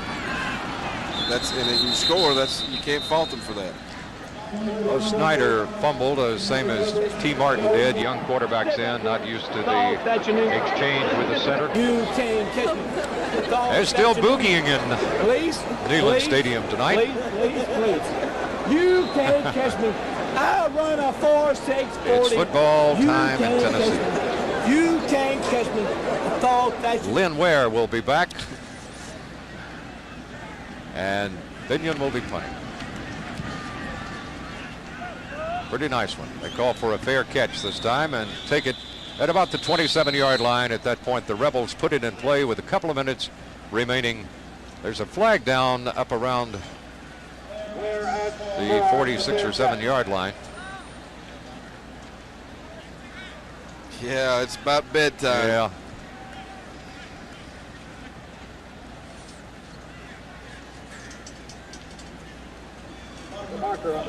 All right. Okay, a lot of young fans here. Holding. They Yeah. had a good time. Big bedtime. I ran into Darren Miller down there, Bob. And I saw Darren a couple weeks ago. Yeah, he's got a group watching the game at the playing field. I guess that's one of his places of business. And I told him I'd say hello. We got quite a few watching the pay-per-view. I know there's a group down in Huntsville at the Huntsville Hilton at the Madison Square Mall that are watching this game very intently. There's a lot of Tennessee fans in Huntsville. Big group down in Atlanta watching tonight, too. We've been hearing from those folks, so I know have been checking it out in Atlanta. Tennessee almost jumped but got back. Crook is in at quarterback now for UNLV, and he hands off to Omar Love, who is chased out of bounds. This is a comparison of Charlie Ward's first game when he won the Heisman his senior year, and Manning tonight. Charlie 18 of 26, 194. Manning 18 of 24, 296. So there's something to think about. Yeah. But it's still a long way down the road. The head-to-head battle between Manning and Warfel here on the 21st will have a lot to say about the Heisman vote, I guess. Pretty good run this time by Omar Love, going against the grain and picking up a little yardage before Gerald Griffin, freshman from Murfreesboro, drags him down. There's Kevin Crook, who probably started fall practice as the favorite to win the quarterback job.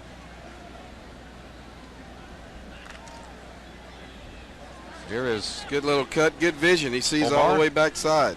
That's a good run.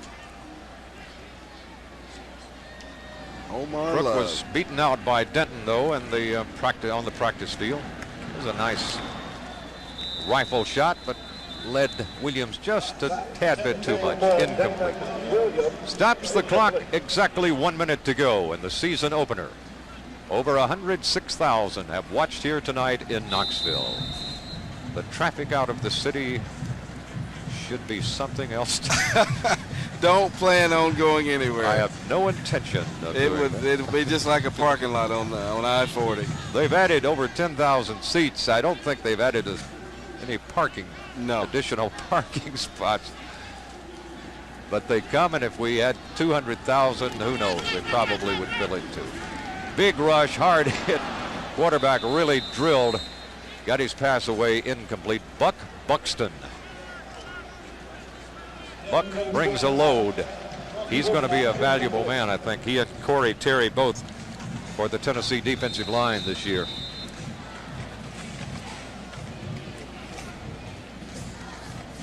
Clock has gone under 1 minute. Stopped on the incomplete pass at 54 seconds.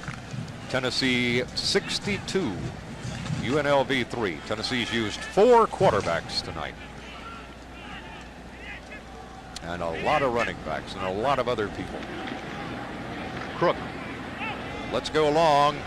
Defender there. Nice job.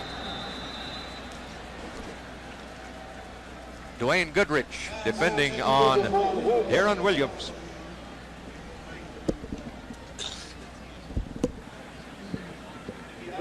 Brings up a 4th down situation with 47 seconds to go. UNLV has no choice but to kick the ball away. They want to turn it over to Tennessee inside the 40-yard line. Vols have got a couple of men back. Goodrich is one of them.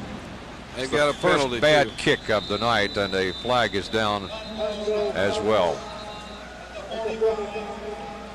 There you see some of the fans who have decided to hang on.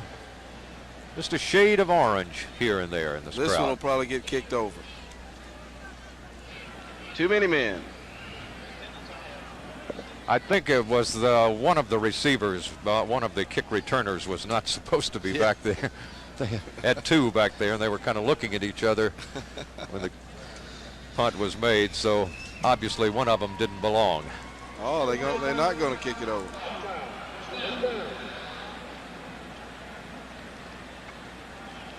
Clock now shows 39 seconds to go. And Tennessee's offense is coming back out on the field.